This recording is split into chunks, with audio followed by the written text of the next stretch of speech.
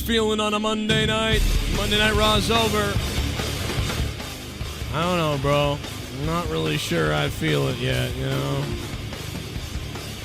Not really sure. All right. The Usos. It will be, as I said this, what is it, a couple months ago? And it looks like it's going to come to fruition. Brother versus brother. Not at Elimination Chamber, but at WrestleMania. Right? Brother versus brother at WrestleMania. And let's talk about possibly one of the funniest things I've ever seen. Quite honestly. One of the funniest things I've ever seen, and that's this. I put it on X. This is, without a doubt, hilarious. And I don't care if they better not copyright this because it's just too amazing. Watch this. This might be the funniest thing I've ever seen or heard. Cody Rhodes is going to need it because if Jimmy Uso and Solo are just showing up in Anaheim, they're going to show up everywhere. When Cody Rhodes is at a truck stop taking a dump, the bloodline could show up and attack him. That's what it's like whenever you're taking on the tribal chief. If Jimmy Uso and Solo are just showing up in Anaheim, they're going to show up everywhere. When Cody Rhodes is at a truck stop taking a dump, the bloodline could show up and attack him. That's what it's like.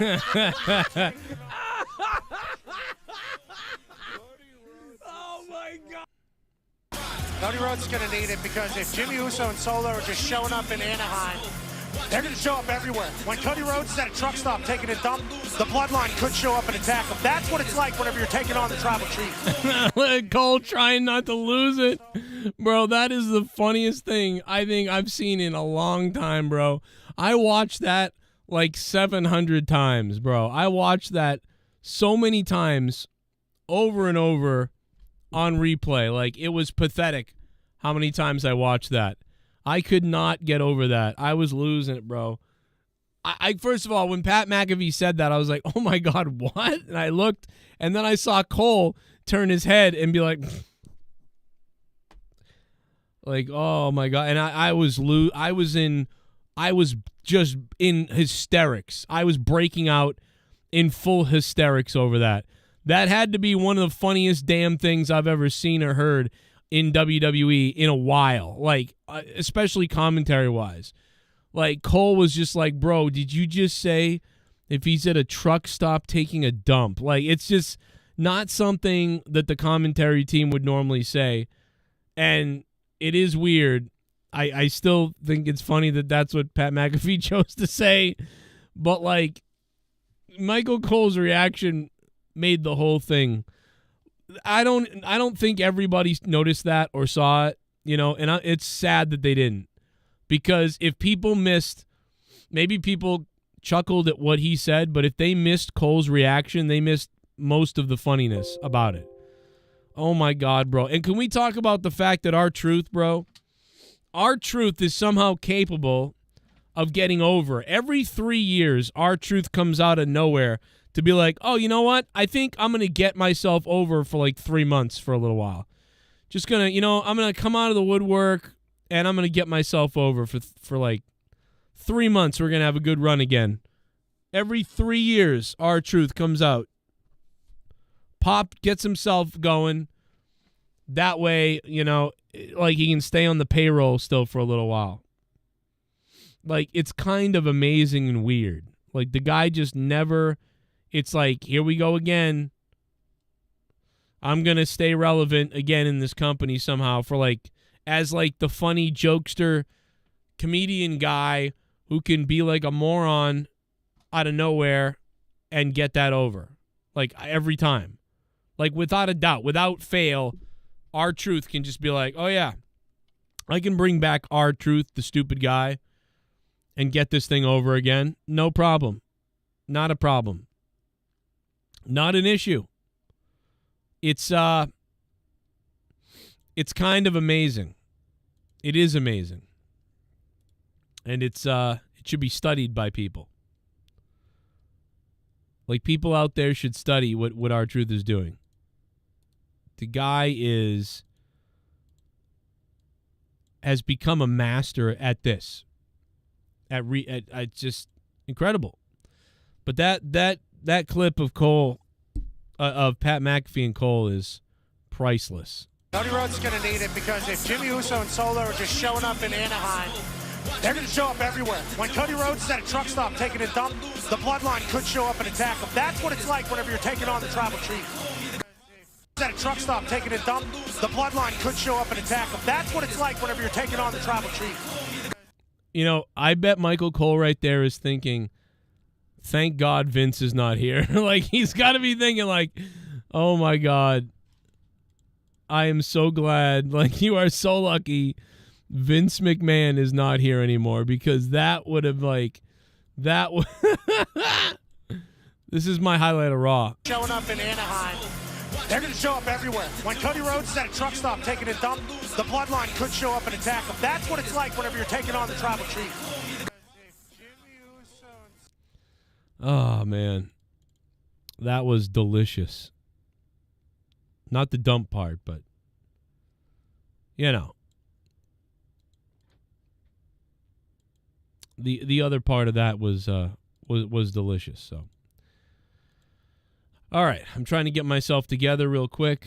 Let me play a donation. Super chat comes party. a donation from Jennifer Muppet Baby. Raw had some strange booking choices.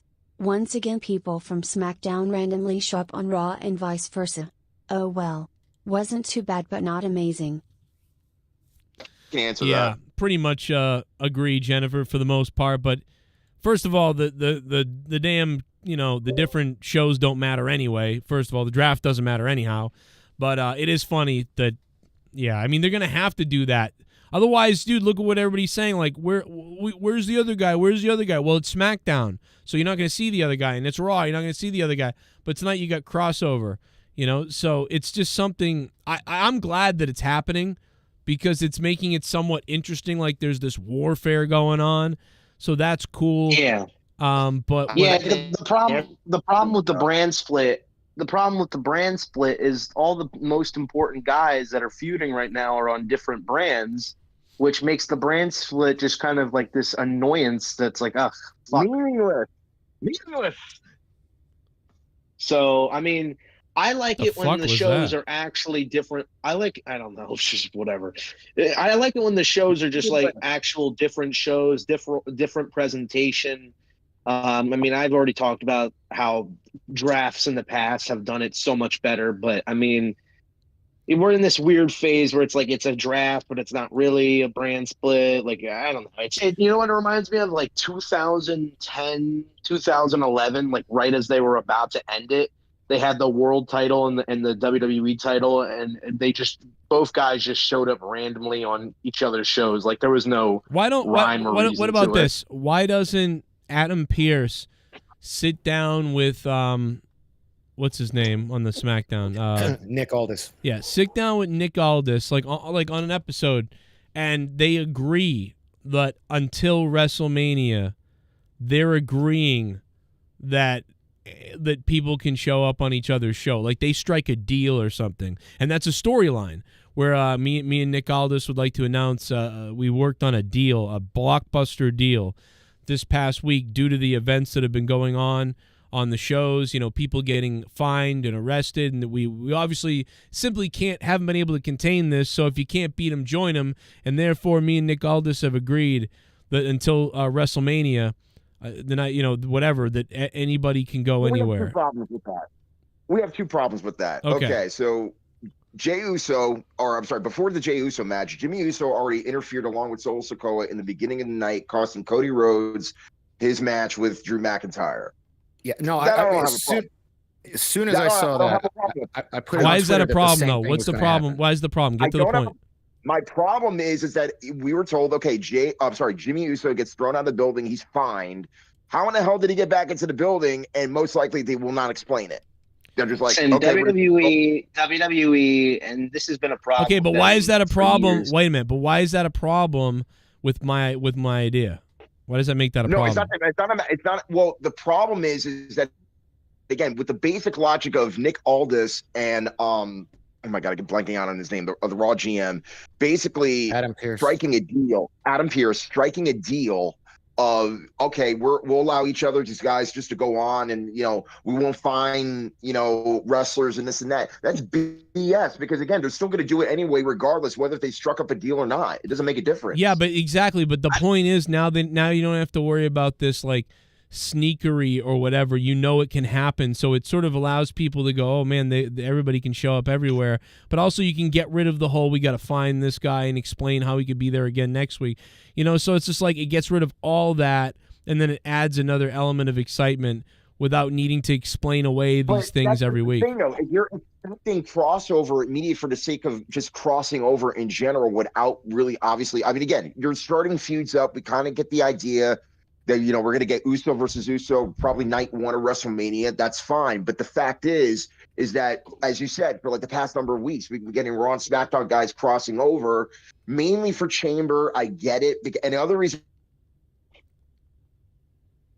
even on tonight's show is because they already taped SmackDown last week. So they're not taping SmackDown this week because, dude, you're going to Australia, 17 hours away from California, by the way. Yeah. So and the one thing that kind of gave me a little. It just gave me a pet peeve of Drew McIntyre.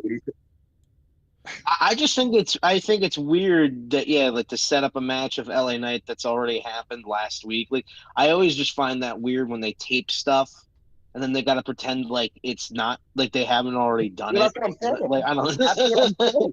Drew McIntyre literally just said in the promo that, oh yeah, on Friday after that I'm going to fly over to Australia. Dude, it's 17 hours. You're not going to get from California to Australia in 7 hours, which, by the way, SmackDown ends at 10 p.m. Eastern time, and then trying to get over all the way to Perth, which, again, is on the other side of Australia, which is probably going to be additional time, maybe like an extra hour or two. And the show starts at 5 a.m. Eastern Standard Time. You know what I didn't like?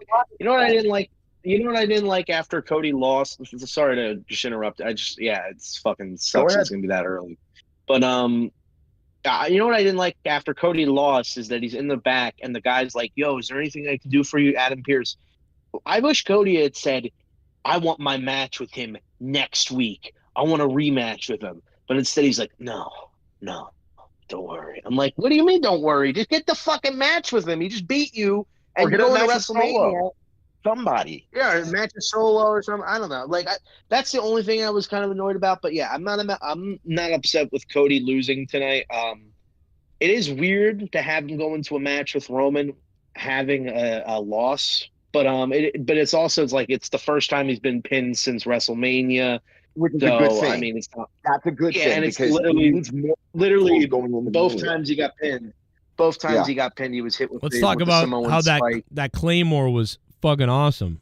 It was nasty. It was. Also, that Glasgow kiss was also just crazy as well. Coming off the second rope, then you're just getting hit like that. So I mean, Bret Hart lost to his brother straight up, like at WrestleMania, then won the title later that night. So. Well, I mean, he lost to a roll-up pin. That's never straight up. Yeah, but that is straight up. It's straight up, dude. It wasn't a roll-up. It was even better than that. It was that he countered Bret Hart's move and stepped into a pin. Yep. It's straight up, but it's more like, oh, he beat me, but oh man, if I, but Cody just got cheated, so it's like it's not even close to that. It's not even. Yeah, but I'm saying your shoulders are pinned to the mat because you're knocked out. Like if Roman got beat by a fucking crucifix pin, like that'd be gay. Yeah, but I'm just saying, everyone's all upset. I saw some people upset. Well, I'm saying Bret Hart lost to a wrestling move. He's supposed to be the wrestle guy. Psychology 101. He lost to a wrestling move straight up, and then later on wins the world title. So Cody Rhodes losing here after getting cheated basically isn't really that big of an impact compared to Bret Hart losing in the same night. Yeah, obviously, and I also think it's a way to boost up the world title because it's like, oh, Cody He lost to Drew, who's challenging for the world title at WrestleMania. Who, I mean, obviously Drew now has to challenge for the title. It's also gonna it's gonna set up now Drew and Cody after that, because now Drew's gonna be like, I beat you on Raw and you're the champion now. Now I'll beat you for the title or whatever he says. So they've now set that up. Perfect. Well, is Drew? No. Well, I mean, is Drew? I think Drew's coming out of WrestleMania with the world title. Or at least he's going to win the world title at some point. I would think so, but here's the other problem. I mean, again, there's a lot of people online, a lot of speculation going on with Damian Priest cashing in and winning at Mania after Drew wins the title, and there's no reason why there's no reason why Seth should also not drop the title, because he's got a bad wheel. He's still got a bad knee, and that will be the first match wrestler coming back from the injury. You do anything with Damian Priest at WrestleMania, nobody's going to give a fuck. Really, literally nobody will care. You can still put the strap on him. I mean, I'm not saying that nobody's going to actually care, but most likely that can also happen and put the strap on him.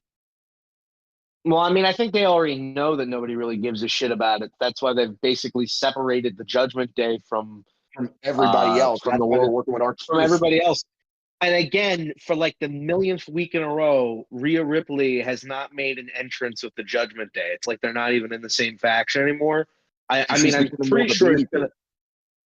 I'm pretty sure it's going to lead to a storyline, but I thought the story was that Rhea was going to kick Damian out. But now it just feels like it doesn't feel like Rhea Ripley's in the group. And I don't know. I really don't want any sort of this. Yeah, she's in the group, but she's not really of the group, because she's already, she's got her hands full with, again, Nia Jax and whatever's going to be the WrestleMania opponent, most likely Becky Lynch. Oh, so, dude, speaking of Becky, and I'm sorry, Rosava, but that women's promo tonight with all the women was that was dead. That was death. That was terrible. I felt so bad for Becky, because you could tell like she was just feeling the vibe, and she was realizing that nobody really gave a shit. Like, they like her, but they don't really care what she's got to say. I mean, everybody wants to love your hat.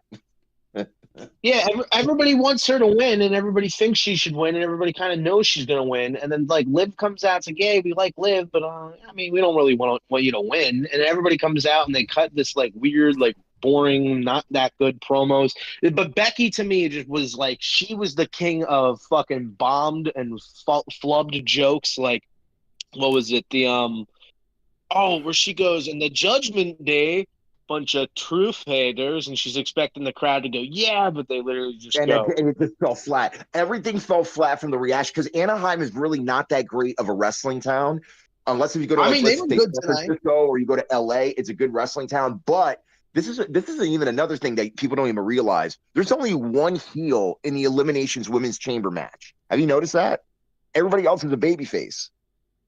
Oh yeah, Tiffany Stratton, who's awesome, by the way. I hate heel in the match. I'm like, what is this? I hate her theme song, though. Tiffany Stratton's theme song, Joe. If you play this theme song, you will have a fucking seizure, bro. It's so bad. I remember, dude, when not Rhea Ripley, when Raquel Rodriguez just came back. I mean, granted, I didn't even realize she was even gone. Like, I didn't even realize she was like injured, and there was like no like update here or there. Like, she has a massive issue. Like, doesn't she have that crazy ass disease? What disease? She has some kind of crazy disease. Giant Gonzalez disease. Yo, because Rodriguez, when she came in, I'm just like, oh, I didn't realize you were gone. And then not only that, she comes in, I'm thinking, okay, she's going over, I guess, because they really hyped her up on commentary. But then I just realized, I'm like, well, Tiffany Stratton's only the only heel. So what type of obstacles does Becky really need to, She's got mast cell activation syndrome. Symptoms? What the fuck? Mast cell activation syndrome. Yeah, no, but what are the symptoms? What are the cause? That's why she's so big. Red, swollen, her face. I don't know. Let's listen to this. What's up, guys? Happy New Year. So, long story short, Last year I posted a video about being a WWE superstar with eczema, and in the month of December it got progressively worse, and I have been diagnosed with something called mast cell activation syndrome. Basically, I was red, swollen, there was a lot happening in this area physically. It kept me from doing the things that I love, like traveling, going to the gym, and wrestling, and I also didn't want to be on camera. I didn't want to look in the mirror, and I understand that all of those things can mess with someone both emotionally and mentally, but thank God I moved back to Texas when I did, because I had the best support system in the world during this time, which is my family. I'm so grateful to them and for everything they have done for me, and to you guys as well, who have sent me kind messages and reminded me that I didn't have to go through this alone. So to anyone who's been struggling or had to celebrate the holiday season a little bit differently this year, I just wanted to say, remember to give yourself a little bit of compassion and grace for the things that you don't understand and the things that you can't control. Life can be really hard sometimes, and it can throw us these crazy curveballs, and I know they feel like they're going to last forever, but I promise they're not. This is going to pass. So let's go into 2024 remembering to give kindness to others and give kindness to ourselves. I can't. So you can see it on her face. I didn't realize she had something. Yeah, it's like her whole, like, red bumps all over her face and body. And why didn't WWE like do some like marketing PR? Because like I barely heard a peep. Oh, I heard about this as far as like yeah, I heard about this a while back, but it was just mentioned in the news, really. But what I would do is, and I'm serious about this, I would go with it if I was her. I'd become like the Red Boiler or something, or like scalded. Joe, I don't think you heard me, but I said like red-skinned freak. No, that's what. See, like, why not go with that? Like, become like Mankind, like get Raquel a mask and wear a mask and be like, "Is this what you want? Me to be a freak?" Like, and so she wants to. What about this? Yeah, like she over the course of like a few weeks, as it gets progressively worse, she's in a huge rivalry, and she's like, "You're gonna get me so angry that I'm gonna transform or something. That you're gonna see a new me." And she comes out, she's all blotchy and red, and she's like, "I'm at my boiling point." Oh, that's nasty. The boiler. The boiler. Yeah, no, I don't know why you couldn't just turn this into a thing, and like she can beat up the other women and try to hurt them. Like, I'm gonna make every other woman here look as nasty as me or as ugly as me. You're all gonna be ugly too, and have it stem from girls making fun of her in the back, and she snaps. She probably doesn't. I mean, you heard what she just said. She probably doesn't have like the self-esteem to handle that. You know what I mean? Even though it'd be a work. Most people don't that it would have that, I would assume. But at the same time, like you could still do something. You know, not that wouldn't necessarily hurt her, but that would actually inspire people that may be going through the same thing. But like, how would you do that? And how do you hide the fact that she not only is going through it, but not necessarily, you know what I'm saying? It's a double-edged sword. It's like you want to be able to showcase it, but how do you do it in a way that's both respectful to people that are actually that may have that some type of eczema and are WWE fans? What do you do? Well, I mean, all respect to her, and I feel so bad for her horrible disease, whatever. But obviously brave for her to fight through it. But that being said, the promo segment she was in was still really bad. So I mean, I hope she dies. No, that is a joke. That is a joke. I'm clarifying that I am joking about that, just so everybody knows. Baby, he says that. But it was a really horrible, cringy, terrible line that did make me want to see someone get lit on fire. Was when Becky was like, yeah. Bianca comes out, and Bianca's like, "Hello, little Miss May." I'm like, ugh. And then Becky goes, "Hi, Bianca, come and welcome to our tea party, to our tea party." Oh my god, it was so fucking gross. Whatever she said, it was like something to do with a tea party. Like, Becky, stop. Like, she always tries to get these like Deadpoolish or like Spider-Man quips, and it's like it doesn't work with you. You're better with it on Twitter. What's even worse is like the dead silence in between the women like walking to the ring and getting into the ring. It was bad. I felt the worst for Liv Morgan though. Like it was dead for her. It was so bad. Dude, he's barely had any momentum since she's came back from the Royal Rumble. Yeah. It's horrible. I mean, again, I feel bad for all these women. Again, you can make chicken crap out of chicken salad, no matter if the crowd is dead or alive. But the thing is, they didn't have the magic tonight. Not at all. And I I think the have crowd was no. fine. No, man, dude, Anaheim is a very, very tough crowd to work with. There's like pockets of like states or towns and states that are just not as good as some other towns. Like for example, like I said, Los Angeles and San Francisco are great towns. Anaheim is really not that hot of a crowd. Like for example, you go to, let's say, like places like in New York where you can go to Brooklyn, you go to Manhattan. But I mean, again, you can maybe get a pretty decent crowd out of maybe Worcester, or something like that. But Albany would probably top Worcester, in that vein, just in terms of the energy of the crowd and depending on what they're into, because not every area, even in the same state, are the same when it comes to crowds. I guess Yeah, tonight. I guess right now us talking about the show is incel talk. You fucking retard. Sorry, but You? anyway, no, not you. Somebody else. Okay. But yeah, I mean, I thought the crowd tonight was really good for the matches and stuff like that. It's just, and they even popped for Becky. It's the problem is the promo segment was really, really not good, It was bland. and it was really bland. Becky didn't say anything that was really that interesting because she's trying to promote a match that we all know is going to happen, but they're not supposed to be promoting right now because it could be, oh, Nia might win. Because Becky literally goes, well, I might face Rhea Ripley. I cannot do an Irish accent, so it's going to just be British.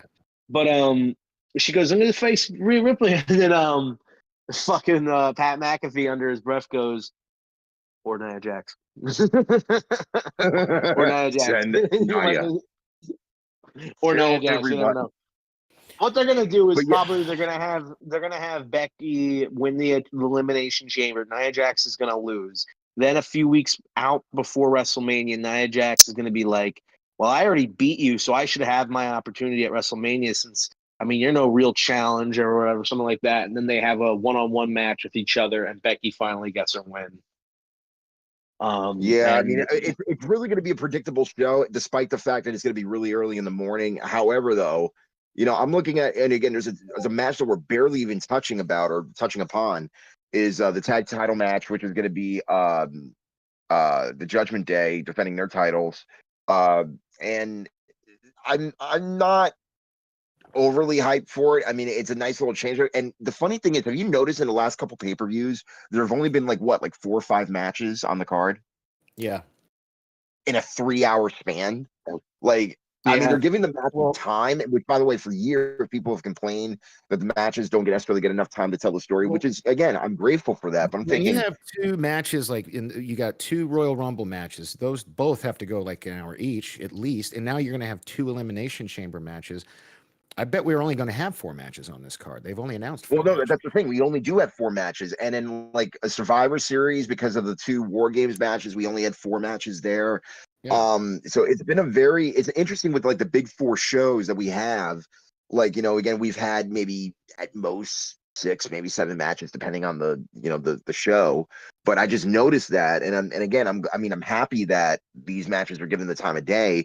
But I'm just so used to having like 8 or 9 matches on a card where they all necessarily got like their time to shine, despite the fact that maybe one match had a little bit more importance than the other in terms of attention grabbing. But it really depends on the individuals and how they're trying to put the match over. But in this case scenario, it's like we only have maybe 2 matches at most looking forward to, as far as this coming weekend, at least in my case. But overall, I kind of want to go over what we saw tonight. I'm actually going to give the MVP to Chad Gable. Did you see that German suplex that he did on Ivar? Dude, that was sickening. That was raw That stuff. I I did mean, I'm sure not. Ivar helped, but man, it was nuts. Yeah. Yeah. So basically in the match, I mean, again, I didn't even think that Chad was going over, just because they've been pushing Ivar for a while hard, especially since his tag team partner's been injured for a while. Yeah. But that German suplex, I mean, again, I've seen Chad do some pretty incredible, stuff, athletically, but that really stuck out to me. And then him going for the ankle lock, and then actually getting a tap out, which I was like, wow, that's not every day. But you see, especially a big guy like Ivar, that they're just been strapping the rocket to, just to, put, squash guys. So, I mean, I thought that was a pretty good highlight. I mean, I did like the match, despite the fact, you had the interference with the bloodline and stuff with Cody and Drew. And R-Truth, again, another MVP. I mean, the fact that this guy who, by the way, just literally 6 months ago wasn't even around. He was out with injury, barely was doing things. He comes back, becomes a #1 merch seller on WWE.com after that promo of, live, laugh, love, and just sells it through the roof. And on top of that, we're trying to, WWE, Triple H is really trying to push Nia. I get it. And again, she's been trying to improve herself. She's had some moments on the mic where they were okay, but not great. And I'm surprised she wasn't on the Bloodline graphic, the family tree. Dude, it's a train wreck with Nia. And again, I'm trying. She wasn't on there. She wasn't on there, but wasn't like Daniel Garcia or some shit was on there or something? Just add that. There's a crossover with a UFC star calling out Conor McGregor on Monday Night Raw. I popped. Oh, there's going to be a lot more of that stuff now because of WWE guys calling out, their other superstars on their program. I can't really call out some more UFC guys so they can show up and be boring. Because Rhea Ripley or not Rhea Ripley. No, it was funny how what was her name? I don't know. It was funny how Pat McAfee kept trying to get the cameraman to keep. Hey, look, his shirt's off. He said like 3 times, and they cut to Chad Gable instead. I liked when Pat McAfee went to Michael Cole. He's like, yeah, people have been saying that you've been bringing up the antlers like suspiciously like a lot. It's kind of weird. That was fun. Yeah, and at WrestleMania or at Royal Rumble, he was talking about her feet and stuff, and it was just like, what? You pull a Tony Atlas. Oh. Yeah. But I mean, yeah, with Raw tonight, again, I was expecting something, at least for a go home show. Not that much. I mean, it was a step up from last week from a creative perspective. Not that much. Yeah. So I gave tonight like a 6.5 out of 10 for me. Yeah, I mean, I don't really know about Elimination Chamber, and yeah, I'd say it's a 6.5 because all the matches were really good. Well, not all of them, but most of them were pretty good tonight. A lot of the heels went over tonight. If you noticed that. Yeah, it was a very heel-heavy night. Personally, I wouldn't have had Drew go over on Cody, but it's not like I'm upset about it. I just hope that Cody gets his win back on Drew at some point because he will. If Cody, it just builds more sympathy for him going into that's the whole WrestleMania. Point. Yeah. Because if Cody wins the title, I think Cody should go to SmackDown. And Drew should definitely be on Raw as the champion. So this might be a way to set up a match. Oh, wait, they don't do that anymore. I was going to say they could have a Survivor Series champion versus champion match, but they don't do that shit anymore, thankfully, because it was kind of a... Right, the only exception... Yeah, I was going to say, the only exception is that we have the tag titles on the Judgment Day, and they're going on both shows. Same thing with the women's tag titles. They're going on both shows. So Cody most likely will be on both shows because he's still linked with Raw, despite the fact that he has a SmackDown title. Yeah. So this is another reason why I hate the draft. There's no point of bringing this back if you're not even going to do it correctly. I know, and it's so annoying that they're already giving up on it when they just introduced it. And there's so many fucking examples of how it was done. And we keep hearing about how, we're going to get new graphics, and we're going to get new stage presentation, and things are going to be different, and none of it's ever happened. Still, none of it's happened. The belts still look like shit, except for the world title and maybe the Intercontinental title. And I guess the U.S. belt is all right, but everything else, like the women's titles, suck. The fucking the tag women's titles, they suck. The fucking undisputed tag titles, they're kind of ugly. They've been that way for fucking over a decade now. I want some new fucking shit, bro. I'm tired of this weird, because we keep talking about how WWE's entering a new era. Well, you know what?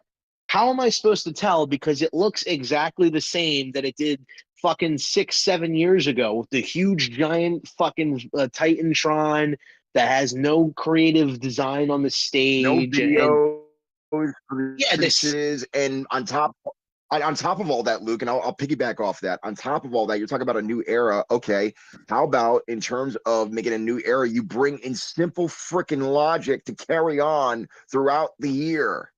The fact of the matter is that we have a brand split that literally goes nowhere. We have a lot of times rivalries that just get nixed for no apparent reason. We even have superstars that are in main event matches that say one thing, and despite the fact that fans change the mind of the creative, by the way, thank us, that we're not going to have any type of remote explanation, despite the fact that we keep arguing about this over and over again. But this is one thing I kind of want to bring up to your attention, Luke. Did you notice that they were using like that football etch-a-sketch at some points during the night? What was your thoughts on that? Yes, I liked it because that's, I mean, Pat McAfee does that a lot. You know, I think that was his thing that he used to do in 2021 when he was on SmackDown. I like it. It's a funny, goofy thing. I like when he was circling in on the thumb, going like, he's hitting him, and that thumb is about to be plunged directly into his throat. Pat McAfee was great tonight. I like the fact that he doesn't even care about being a heel or a face. He just feels like a guy watching the show. He's a fan.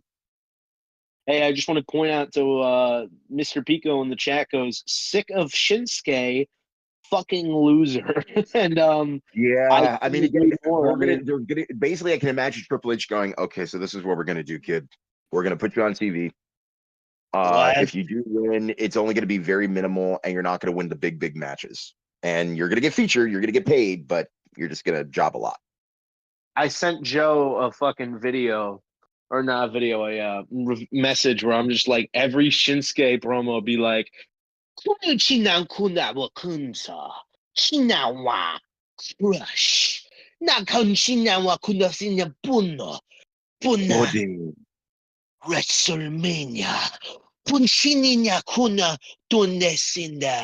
Me break you. Do you remember when I used to go on rants and I used to say, like, just have the guy come on and be like, tonight you die. Like, it's like, yeah, right. Very simple. But very simple. But like, they really, like, that wouldn't have worked eventually either, because it would only work for like a couple weeks, and then it's like you got to do something else. And this is what proves that, I guess, that I would have been wrong eventually, because it's like he's the evil video game character at the end of Ninja Turtles. He's like the Shredder. You know, he comes and everybody's up. beaten. Yes. The only thing I can say is that they present him as a tough challenge, because in his feud with Seth, I mean, he beat the shit out of Seth for most of the matches, but then he would lose at the end. Same with AJ, where he like beat the shit out of AJ for like most of their matches, but would still lose in the end. And it's same kind of with Cody. But I mean, they kind of want to present him to be strong, but at the same time, they present him to be such a loser. So it's like, who gives a fuck? Yeah, you could beat Sammy, who loses to everybody. I was talking about this last week, where it's like everybody can somehow beat everybody, but at the same time, they can't beat this other guy who was beaten by the same guy that they just beat. You know what I mean? It's like the power scaling. Someone needs to do like a power scaling of all the fucking wrestlers right now, because it's so like disconjointed and just doesn't make any sense. One guy can beat one guy completely easily, but the other guy he can't. But that other guy lost to the other guy in like 10 seconds. Like, it's so stupid. Yeah, it's like, guys, you got to check this out. So Drew McIntyre just tweeted this a while ago. So basically, we were just talking about, Joe, the Etch-a-Sketch football thing. I saw that where he circled the eyes. And, yeah, he goes, "Look in my eyes. What do you see?" I'm just like, oh God, he's keeping the feud alive, including in the promo where, you know, again, I'll be flying to Australia in like 7 hours just to make the pay-per-view or PLE, whatever. And he's wearing the CM Punk t-shirt. The one where he's like, I injured CM Punk or whatever the t-shirt is. The tombstone stuff, yeah. dude. Yeah. Some people are saying that they feel bad for Nakamura and that Nakamura is probably leaving soon or going to NXT. I think Nakamura doesn't care. I think he likes the life he's doing right now. He's getting paid a lot of money. He loves living in America with his family. Loves to be in Florida, chilling he's a out. Surfer. He's living comfortably. A lot of these guys, people don't seem to understand that when you're working New Japan, like you're doing probably better matches, and you're making a bit of more of a name of yourself. But at the end of the day, you're fucking just nearly killing yourself every fucking night for these pointless 47-minute matches that nobody watches. and it's you going have on to long ass bus rides. You know what I mean? Literally going from train to train, and it's like, depending on what time of year you're doing those tours, it's just I mean, it's brutal. not travel isn't quite as bad as it is obviously with the WWE because you're traveling all over the place. Yeah. But I feel like WWE offers Shinsuke more than something like New Japan or AEW, and that's why I think so many people. Yeah, yeah, and I mean, at the same time, he could always like people have said, he could always go to NXT, and they do this a lot with main roster guys who are from NXT. They send them back down there. They probably win the NXT title, and they go for a few good months, and they come back, and they don't always go straight to like the main event or go to the mid card, but they become more prominent. Say, like, look at Finn Balor. He was definitely floundering around, didn't have anything in his career, didn't have any direction. He went back to NXT, won the title, held it for like a few months. Then when he came back, it wasn't immediately like he started winning all of these titles, but he definitely got a more prominent role on the upper mid card. Although I would say right now he's probably like the second to maybe the least important member of the Judgment Day right now. Yeah, I would say with Shinsuke Nakamura, and then just talk really serious about him real quick. Can he have a resurgence in his career and still work for WWE? I think so, but he really needs to repackage himself to the point where it's like, yeah, when he first came in and he wrestled Sami Zayn, that first match that he had blew me away, and the charisma that he had, all that pomp and circumstance that he had, especially the next year when he wrestled Samoa Joe for the NXT title and won it.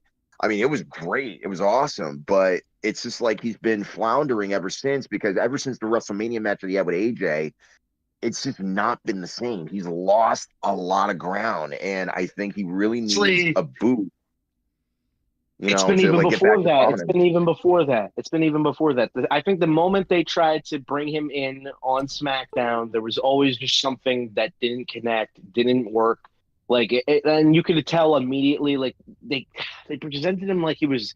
They kept calling him the rock star or the artist, like the Michael Jackson kind of like Michael Jackson.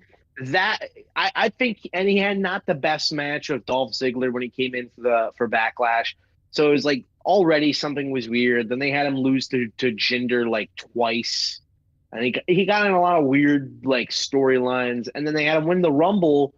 But at the same time, I don't think anybody really wanted to see AJ lose the title at that point. And then as soon as they turned him heel, I mean they turned him heel, and then it was just over for him.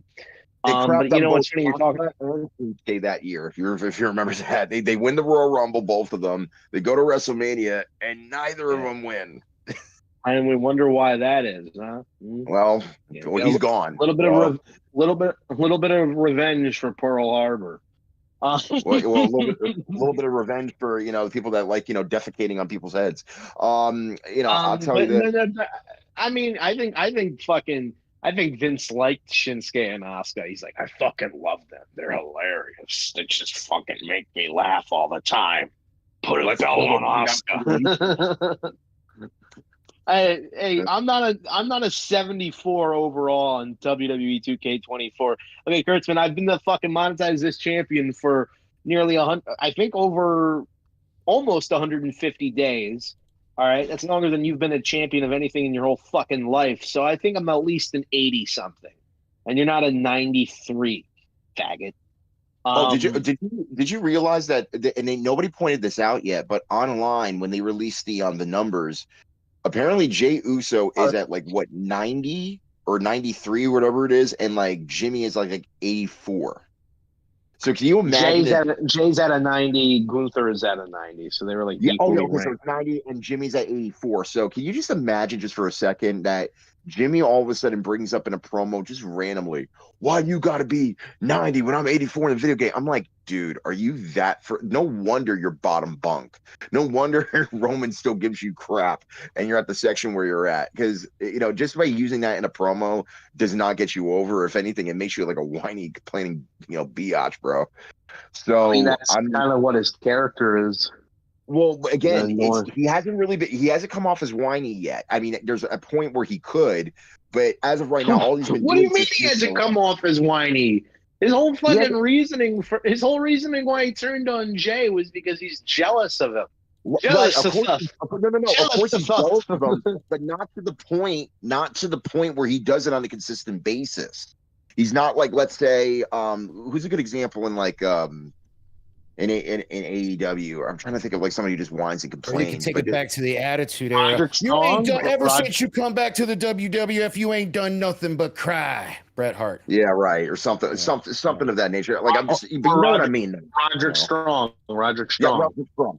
Somebody who complains, or anybody in particular that just complains about this is not going right to me because it's so and so, blah blah blah. Jimmy has not done that, even though he alludes to it through like, you know, oh, I can get this done, and he doesn't get the job done. He's just basically a stooge at this point.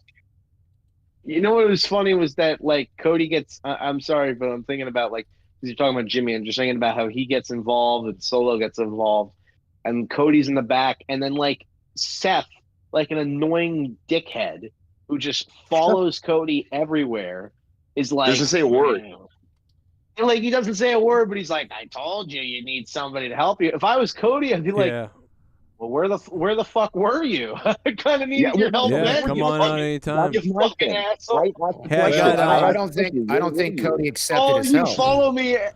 You follow me everywhere besides when I actually need you. What gives me a reason to think that I got some news Where for were you. Where were you when I needed you the most? I got some news for you. After Raw went off the air, CM Punk showed up. So, cool. Listen to this. Sitting backstage, watching the show, knowing that Anaheim showed up 11,000 strong, and y'all have been hot. I thought it was 13,000. All night. And I wasn't even advertised. Long 3 hours, countless superstars, awesome matches. I had to come out here and feel this myself. And to let you all know, this is a bump in the road, and I promise you the next time we are in Anaheim, I will be here, and I will have my boots on. I mean, I wouldn't make that promise right now, because right now he's Mr. Glass. So, you know what? I honestly feel bad. Like, as much as I don't like Punk, and I know he's an asshole, and I know he's a fake, like, SJW weirdo, at the same time, you can't help but feel bad for him that he comes back, and you can clearly tell that he was, like, really excited about this, like, more excited about wrestling than I think he's been in years. And the fact that it really, like, he really was going to just main event, and the show was going to be great. And it just kind of all, again, another injury sets him back. And it not only has to be like just demoralizing, but it has to be just so frustrating to the point where you're just like, what is this even worth it anymore? Like, am I going to keep trying? And then next time I come back, I'm going to have 3 matches and it fucking destroy my fucking collarbone or some bullshit like that. Right. Or and it's always like the worst, like weirdest fucking things. Oh, you're fucking gallbladder exploded. Like, what the fuck? Mm-hmm. Just some like hidden like little weird part of his body. Mine might do that. Mine might do that. My meniscus, just some like I've meniscus. Never heard of that. Is meniscus like torn? Why is R-Truth wearing a raincoat? I thought it was funny. R-Truth's promo tonight, where he was like, "But luckily, I got the help from the Heartbreak Kid Shawn Michaels and the Cerebral Assassin Triple H." When he called him the Cerebral Assassin. And then they all did suck it in the ring. When they all did the suck it in the ring, I was dying. Dude, he pulled out to the ring with a raincoat. Like I imagine Jerry Lawler being like, "It really is DX." Yeah. I thought that was funny. Yeah. Michael Cole goes, "They're paying homage to DX."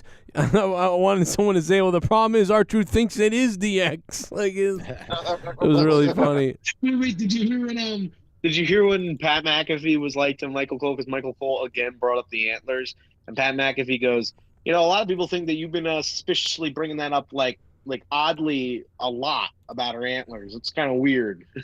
Yeah. he like shits on him, and I mean, yeah, Pat McAfee. You saw tonight. the thing I showed, right, Rojas? Like yeah, but take a dump. The thing I was cracking up from the thing he said last week, where he was like, for Bronson Reed so big that it must be hard for him to like wipe his to ass. put his shirt, to wipe his ass or put his shirt on. It's like you just imagine and like puts this like and the like mental image in my head where he's just like struggling to get his t-shirt on and he's just like, oh god.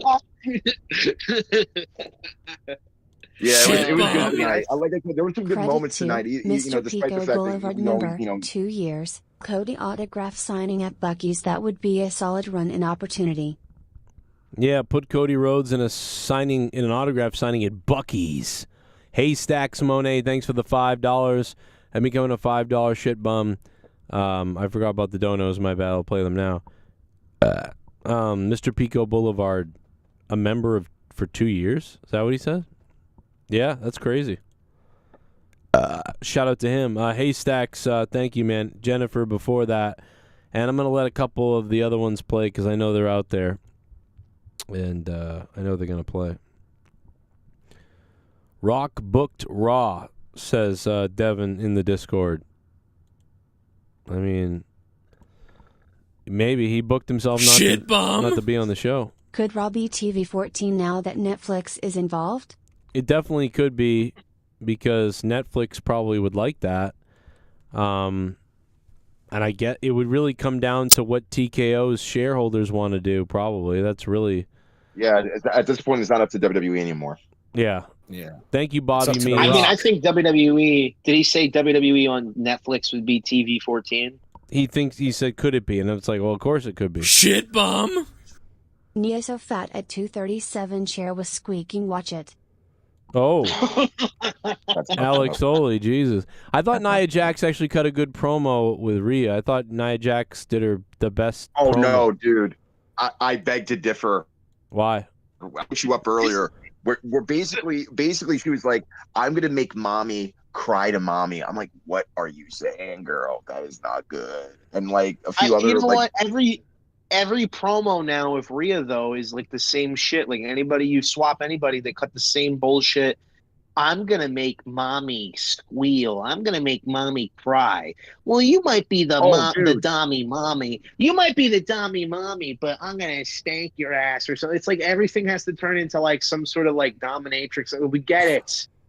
Yeah. And by the way, I'll give you another point. So basically, she said to Rhea, "I got triple the talent than you do." I'm like, first of all, just the way you said it, I don't believe you. Even if I was a casual fan and I watched this for the first time, just because of your size, I don't believe you. Really? Because I didn't believe you, let alone your conviction. I can't believe this. I actually thought Rhea was weak at the beginning of her promo because it was so real. I didn't like it because I like when Rhea Ripley is like in this new, like, I have so much, what do you want to call it, confidence in myself that I'm crazy and I'm mommy. But I didn't like the beginning when she was vulnerable about I didn't know who Rhea Ripley was. I hate when people talk about themselves in the third person.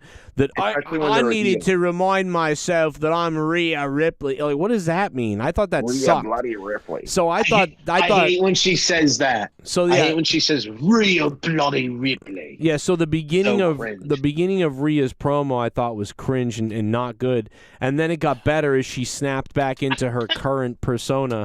And then I thought Nia was all right, and I was like, okay. I mean, for Nia, her being like, I'm gonna make mommy cry to her mommy, like, because her mom's gonna be there, right?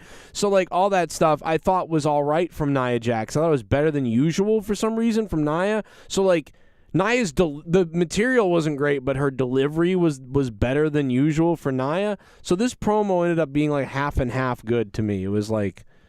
I don't know. Well, let me ask you this, Joe. Let me ask you this. Was that enough for you to say, I want to invest my emotional time in this match?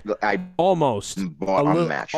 They almost. I wish it had a little bit more. Like for instance, it could have gone. Nia Jax should have just said something, to the effect of, You know what's funny, Rhea? You started this little rant of yours tonight about like, oh, I didn't know who I was and all this, that, and the other thing. All your vulnerabilities, those are all still there, Rhea. And the thing about what's going to happen over there in Perth is I'm going to drag those all back out of you again. I'm going to become the champion, and you're once again going to be questioning who is Rhea Ripley and all this crap with mommy. You can put all the goth makeup on and color your hair black and try to change what you look like to try to run away from who you really are, but inside you're still that scared little bitch, and I'm going to turn you back into that come Elimination Chamber. So forget about the fact that I'm going to take your title and start worrying about the fact that you're going to turn back into the real Rhea Ripley. And that's a scared little girl who's going to run home crying to her mommy. Like that's like something like that would have been oh shit, right, or something. Like that was, I mean, I would have gone with that. Okay, I heard everything you just said.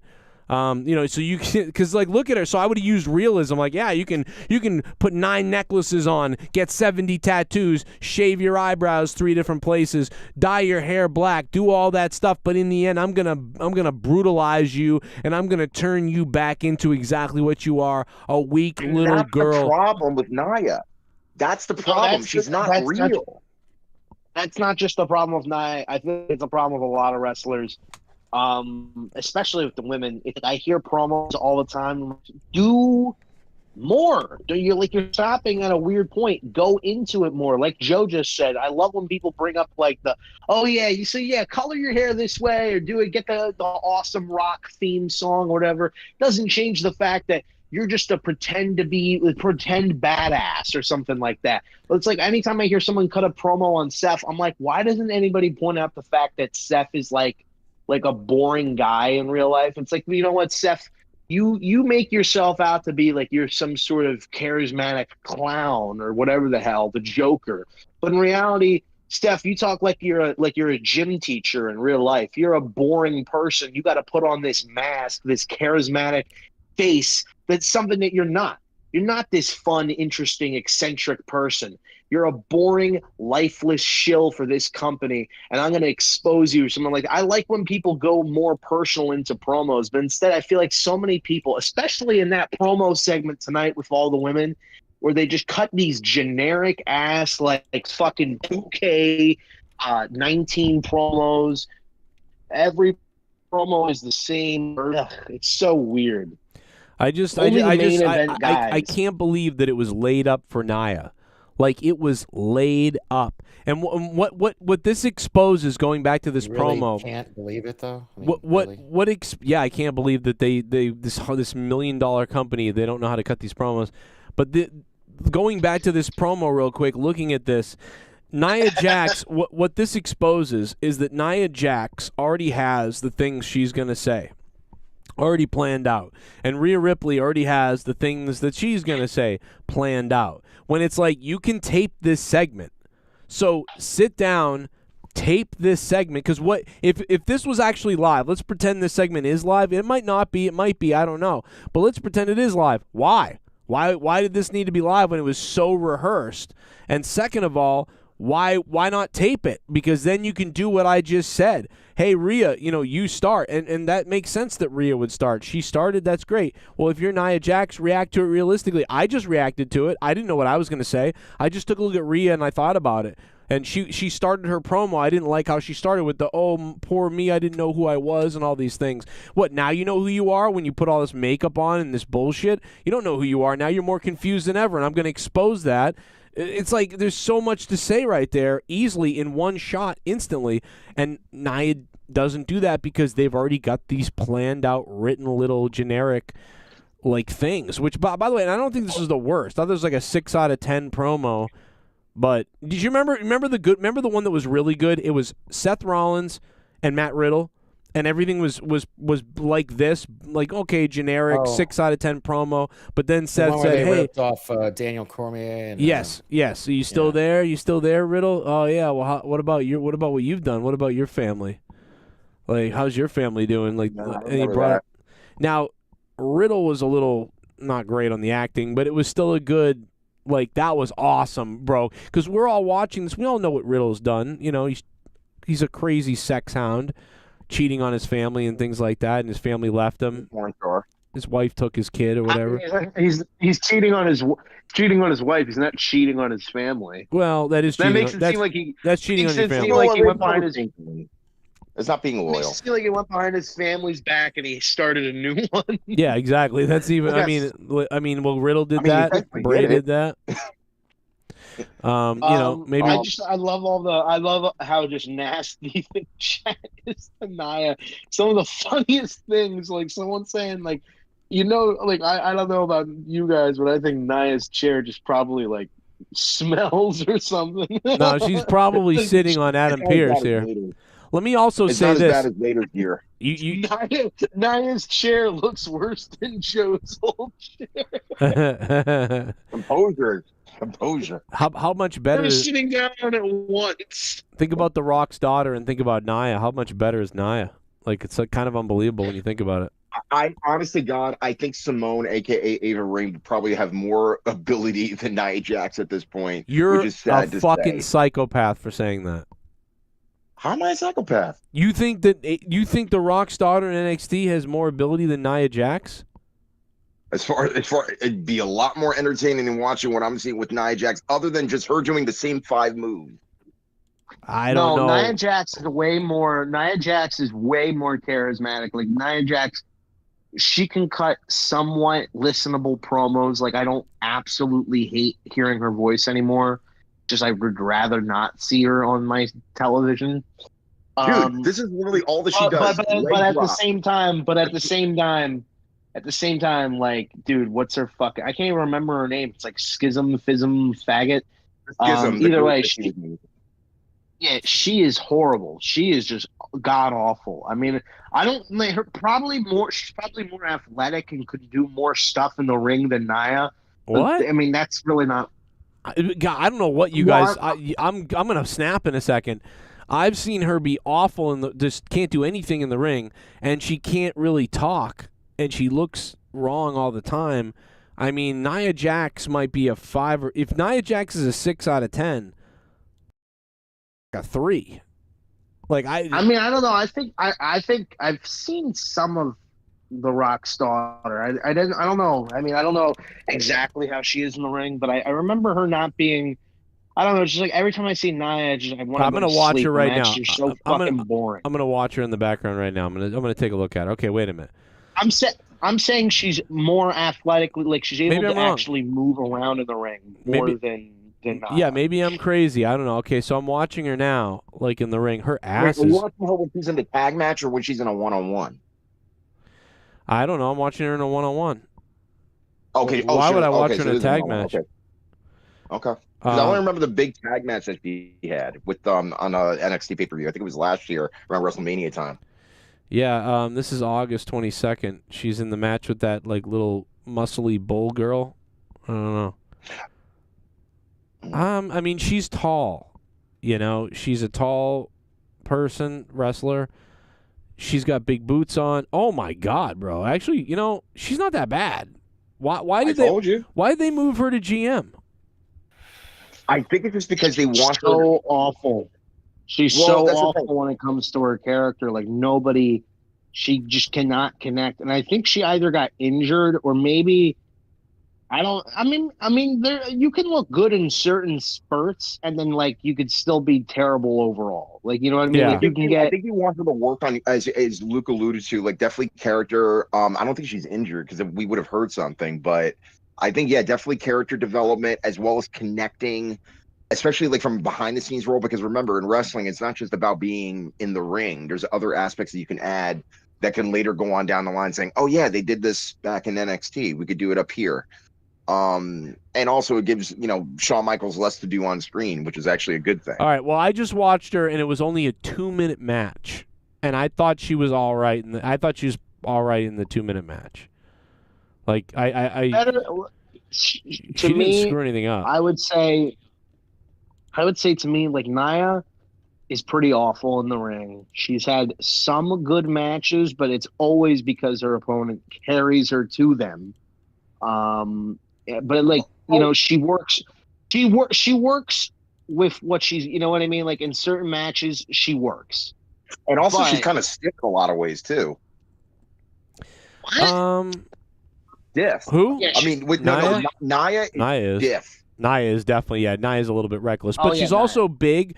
So sometimes big, like she's almost like Vader. Vader was stiff, and everybody loves Vader. Yeah. So it's and like Sean and that's the only thing Sean and Brett agreed on is that they hated Vader. No, everybody, everybody they just hated that guy.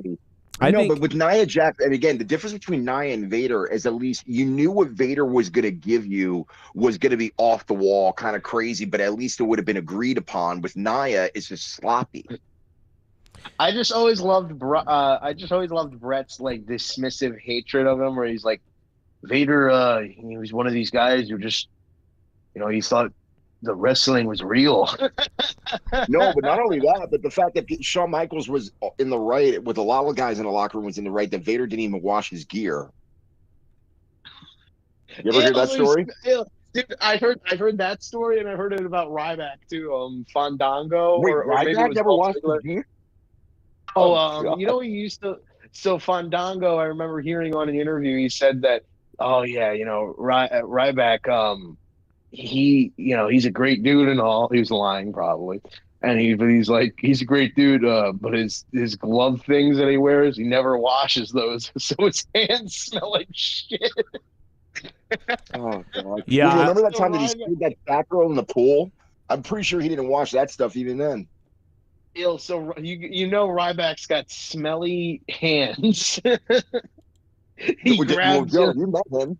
Joe, you met him. Did he have smelly hands when you were in line? I'm going to listen to this tape. I want to listen to this Ava Rain taped promo. Role is essential in the games that the Creeds play, but it is getting so old. So for once, why don't you step out of the shadows? Why don't you do something for yourself? And why don't you stop being a third wheel? How about next week at Heatwave? Oh, God. I hate everyone cuts this type of promo. It's you. You know what the problem is? It seems like she's been watching modern wrestling too much. She needs to go back and watch her dad. Yep. No. Go further back. Watch like old NWA 80s stuff, because at least she'll have the passion to get within her own personality and not try to copy somebody else. I legit can take. I believe I can take any promo that anyone's done recently that's not very good or that's bland or whatever, and I can legit and immediately recut the promo like off the cuff where it like makes more connection, like, because these are just so bland. Shit, like, a lot of stuff is so bland. Cody dump line great since his grandpa was plumber. Yep, take a dump. Yep. Okay, I guess you could make that connection, I suppose. All I know is that Cole's face is what sold it for me. I was dying. I almost passed out like laughing. Like I was. Oh my God! I'm sorry. I'm sorry, Joe. You were having a thought, but I just wanted to bring up to you that tonight's show is brought to you by Kung Fu Panda 4. Rise of Chat Party. Still no explanation of Cody backflip illogical. Thank you. He got hit so hard. He got hit so hard that he backflipped. What's the problem? Yeah. That Rikishi spot. Oh my God, that was funny. They're never going to tell you. So basically, ever since Rikishi, every once in a while you'll see somebody do like that spot where they flip. I don't understand the purpose for it. I mean, again, granted, you're trying to make it look devastating, but dude, just taking a simple flat bump would have been devastating. Shit bum. I mean, I thought he made it look I couldn't badass. tell you what I thought about Raw because I didn't watch it. But, Rostifer, how big is your cack? Between us. Me. You. Cack. How big is that? Damn. Manny Gonzalez wants a piece of your cack. Hey. Who doesn't, right? Who doesn't? Hey, speaking of Hispanic names, there's a certain Hispanic wrestler that recently returned, Andrade Cien Almas, or just Andrade. But yeah, I mean, we haven't really seen him in a while. I think he's making his debut at some point. But Joe, Thought he already I debuted. sent you a He actually got to keep his name. He's Andrade El Idolo, and he actually had a really good. He had a good vignette tonight. Rock one. We gon' suck their dicks off. It's about dick, it's about penis. Oh. Men are from Mars, but I'm from Venus. Put it in the butt. The Take a shower Ghost. and take what's ours. From I want to CMS drain the main vein, Bicep. massage so insane until you scream. I'm so motherfucking gay. We gon' hump them, we gon' suck their dicks off. We gon' hump them, we gon' suck their dicks off. We gon' hump them, we gon' suck their dicks off. We gon' hump them, we gon' suck their dicks off. We gon' hump them, we gon' suck their dicks off. We gon' hump them, we gon' suck their dicks off. I really hope CM Punk dies in the ring. Oh. Like horrible death while wrestling the dumb fuck that broke Big S neck. That's right. I guess. Wow. Big ass. The Ghost dropping the biggest donation of the stream. It looks like we're back to like dead Monday nights. By the way, ever since ever since WWE didn't capitalize really at all on The Rock and all this stuff that's going on, they just like the fan audience is died again. Like they're like, okay, all right, whatever, it's fuck it. Pretty much. Well, what I was going to bring up, Joe, what I was going to bring up. As far as promising. You know what this guy, I was going to bring up something. Oh, yeah, so I brought up Andrade. And Joe, did you see the picture I sent you? This is on an official WWE YouTube channel. They released these like little posts or whatever. And my God, the graphic design for these pictures are just absolutely atrocious.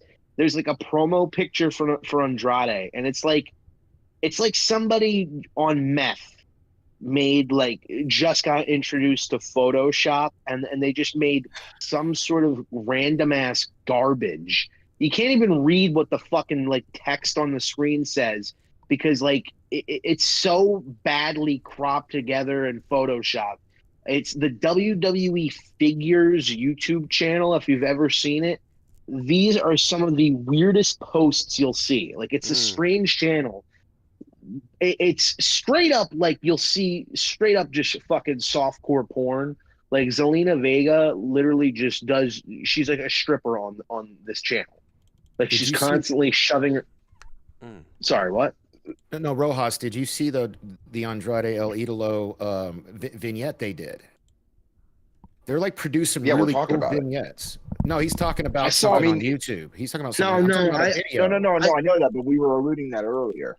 I saw his vignette from last week. I did not see it. He had one tonight. It was at the beginning of the show, and it actually showed he got to keep the AEW name. He's Andrade El Idolo still. Yeah. So he kept the name, but yeah, he talked about being third generation, which I wish they went more. He mentioned his wife. He mentioned his wife. Well, yeah, he mentioned Charlotte, but he didn't really go in depth on his heritage, other than just the fact that he's third generation. I kind of want him to dive deeper into that so we kind of get to know him a little bit better. But maybe as far as as far as the figures channel, I mean, again, it's it's weird with that WWE has all these different ways of communicating with the audience, or if they're trying to communicate with the audience. And again, the women, again, it's not they don't have it's not like we have WWE magazine where they're all doing pinup stuff anymore, because we're not necessarily in that era anymore. I mean, plus social media is pretty much press at this point if they wanted to do that. I wish I could show a picture of it because it's so bad. Send it to Joe. Maybe he'll show it. Maybe he'll put it up on his refrigerator or whatever. You can put it in the Discord chat. We can see it. Yeah, or something. Yeah. No, you're not allowed to put pictures in the chat because people kept putting pictures of dicks. Well, again, that's people. But no, we don't know the ages of the dicks either. Yeah, that's another. I've been going to wrestling shows for over 30 years. Never in all that time have I ever felt until last Sunday that my security, my safety, my life was in danger at a wrestling show. No, it wasn't. We is that Mongol nigger from Nigeria AJ Adams that cowdung smelling piece of dirt. Why is Spooky Gookie Bianca Belair being promoted in front of Bailey? Bailey won Rumble, what has Bianca done? Oh, maybe Black History Month, of course, that's why pathetic. Corporate Santos, thank you for the $3 donation. Well, Bailey is trash, and Bianca is annoying now. I used to really like Bianca, but now she's annoying, and Bailey sucks. Hey, Bullfrog is a moron. It's all good. Scissor me, Joe! How dare Bianca Belair interrupt the gorgeous Vanilla Bean Tiffy time Stratton. I wanna suck the farts out of her butthole. It's Santa's time. No. Bianca should go hang off the tree with fellow AJ Adams in Black Mountain, North Carolina. Nerdy will be champion. This is so terrible. I will agree with one thing he said is that Tiffany Stratton, and I just love her. She's awesome. She's great in the ring. She's great in the ring. And annoying on the mic, though. 9 more till 57,000 Instagram Botch Club. Everybody go follow Botch Club. They are 9 away. Botch Club has been amazing the past couple of days. 57,000 Instagram. They just need 9 of you guys to follow them, then they get 57,000. If you're not following them, you're fucking retarded because it's amazing. I didn't know about he's on Instagram. Go to Instagram, Dork Night. Yeah, on Instagram. You will love Botch Club on Instagram. I'll do it right now. Yeah. And they're followed by many of the big wrestlers and stuff like that. Yeah, too. Stone Cold Steve Austin follows them. I think Kevin Botch Club follows them as well. Follow. Goddamn Botch Club. Hey, Joe, do you want to hear my Rostafa impression? Ready? Yeah, go ahead. So anyway,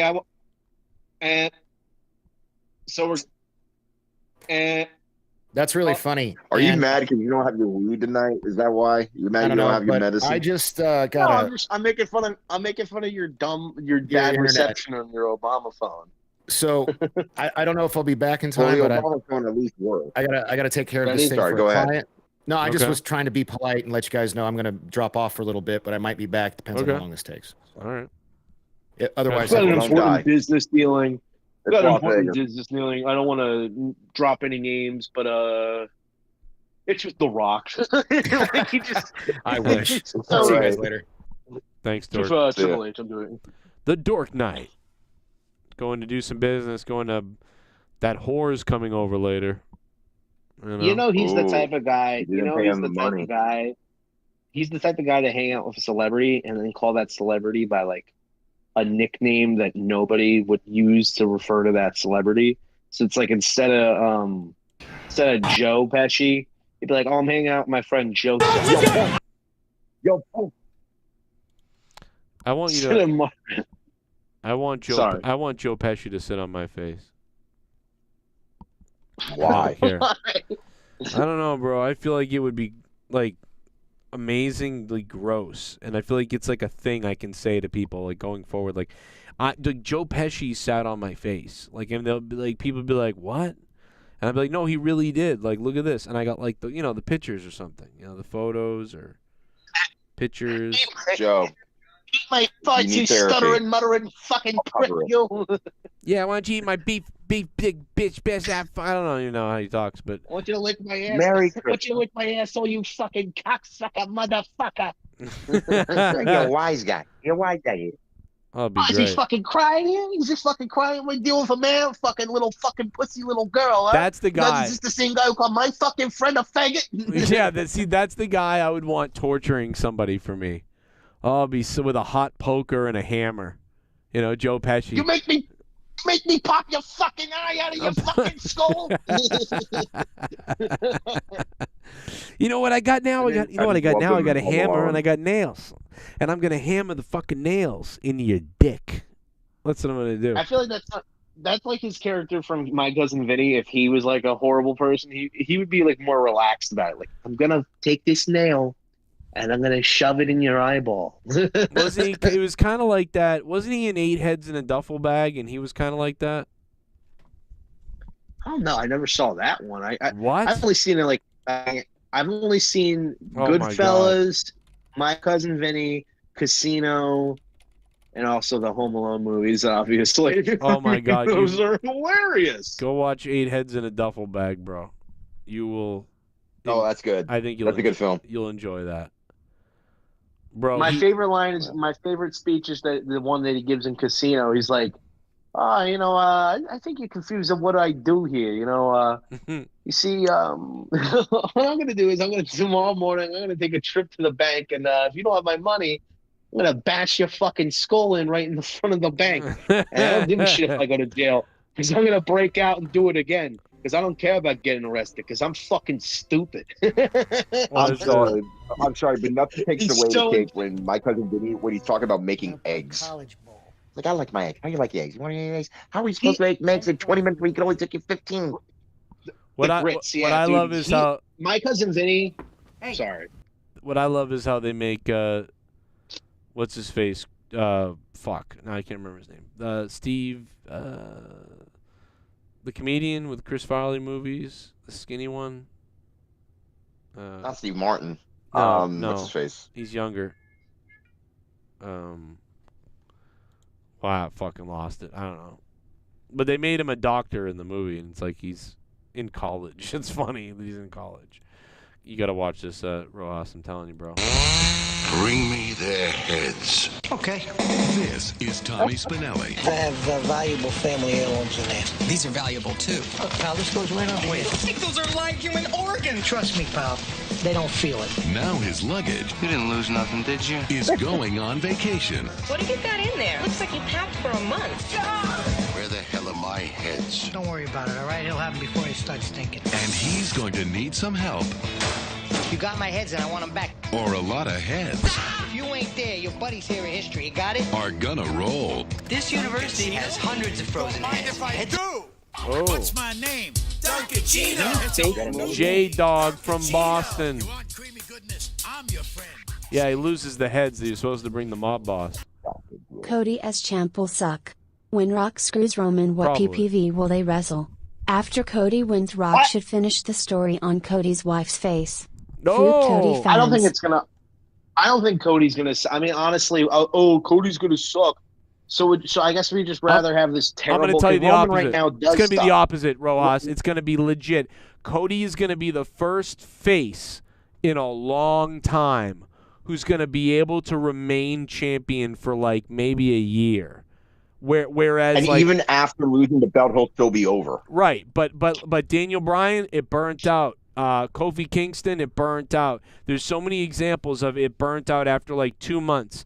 Cody Rhodes will be the first one that will go for like at least 6 months with no problem, and he'll be like loved for it. And hopefully we'll have good opponents like, let's say, Randy Orton, and then maybe even Roman Reigns if he wants to do one more before he wants to take some time off. No, that's the big difference. That's the big difference from when guys like Kofi and Daniel Bryan won. There's big differences. One, Cody is not just an over baby face. He's the most over baby faced and is the guy who's been primed to be the face of the company. That is one thing. And the other thing of that, trending on Twitter for like 3 days. We want Cody. The crowd is more behind him than possibly they were with Kofi and Daniel Bryan. But also, I mean, just look at the fact that the stacked roster. I mean, there's so many people now for Cody to face in terms of heels and faces. For like, you got Drew McIntyre. He obviously has still unfinished business with. He's got a rematch with Roman. He could face The Rock, Seth Rollins there, LA Knight, fucking Randy Orton, like you said, Sami Zayn at one point, Jey Uso, Gunther, like all of these guys. I am excited to see Cody Rhodes face. And let's be honest with it, like, Cody's gonna suck as champion. Well, you know what? I want to see him try. I want to see him get the opportunity to at least try and say, you know what? I guess you were right. He does stink. Or, you know what? Actually, I think you're wrong. I think you were proven wrong, and he's great. I just want the opportunity to see somebody new with the fucking belt. It's been too long. What, are we going to just keep the belt on Roman for fucking eternity because we're too afraid to, oh my God, guys, remember when Roman loses, all of this stuff is over. I mean, it's we want him to beat Hogan's record. We want him to beat Hogan's record. Oh my God, dude, I don't care about that crap. Besides, he's going to tie his record. Not enough to convince. He's going to tie Hogan's record at fucking WrestleMania this year with the most main events. 8 main events. Can you believe that bullshit? Yeah, with that, but then on top of that, and let's look at Cody internationally, but forget just working in the States. Internationally, he is worship. He goes to France, he goes to England. Dude, they've been to Saudi a few times. Dude, he is over. No matter where he goes, and he's considered what they call the American nightmare. He's trying to represent all America. This is the American boy. This is the face. This is the top guy as far as a baby face is concerned. And also main eventing most of the house shows. Especially when Seth is not on top of the card, because now he can't because he's not wrestling, so it's really Cody now. So why wouldn't you want to put again him as the top guy with that belt? Which, by the way, the moment Roman loses that title, whoever has that title has the hottest commodity, despite the fact of the way things have been booked in Roman's favor. Arguably, that's still a hot title to have, especially coming off of nearly a 5-year run. I think what everybody's mindset is that when Roman loses, Cody beats him, then the story is just over, and then that's like basically WWE just resets to zero. It doesn't have to do that. WWE doesn't just have to okay, we were building all this momentum to get to this big moment, now we have nothing. It doesn't have to be like that, because I feel like WWE is in a lot better creative position than it was a few years ago. The problem is, though, everything is so stalling and plotting and takes forever that I understand people's fear of, okay, Cody gets his moment, he wins the title, and then we get a big few weeks of really nothing happening, and it's like him building a feud with this. So what I'm more worried about is the first few weeks after WrestleMania, because they always do nothing. But it doesn't matter. It doesn't matter if it's Cody being champion or if it's Roman being champion or if the fucking Great Khali came in and became champion. The fucking WWE always does this, especially Triple H, where it's the first few shows after a huge pay-per-view are essentially worthless to watch. You don't really need to watch them. Yeah, Cody will come out and cut a promo, whatever. But I am more interested to see down the line, 3, 4, 5, 6 months from now, after WrestleMania, where will he be at right now? Will he be the champion? And if he is the champion, will we all still be saying, I'm so happy, or will he really be a bust? I don't know. I want to find out, though, because I would rather find out something new than be fed the same old bullshit. I also laugh hysterically. I love the fucking fact that, someone said this, I at the Royal Rumble fucking pay-per-view, where it's Solo, why do you even bother wearing the hood? We know it's you. Yeah, right. It's a big surprise. Oh my God, who is it? Oh, it's Solo. Yeah, because his size. And by the way, I'm sorry. Go ahead, Luke. No, that's it. No, I was just gonna say, I just saw some new footage of Jacob Fatu wrestling, and he did this big Frankensteiner off the top rope. And I'm thinking to myself, that when he comes to WWE, or if he comes to WWE, can you imagine him and Solo as a tag team? Whew. Dude, this guy, again, I've been watching Jacob Fatu for a while, and Homeboy is even more, again, he's got more arsenal in him, in his, in-ring style.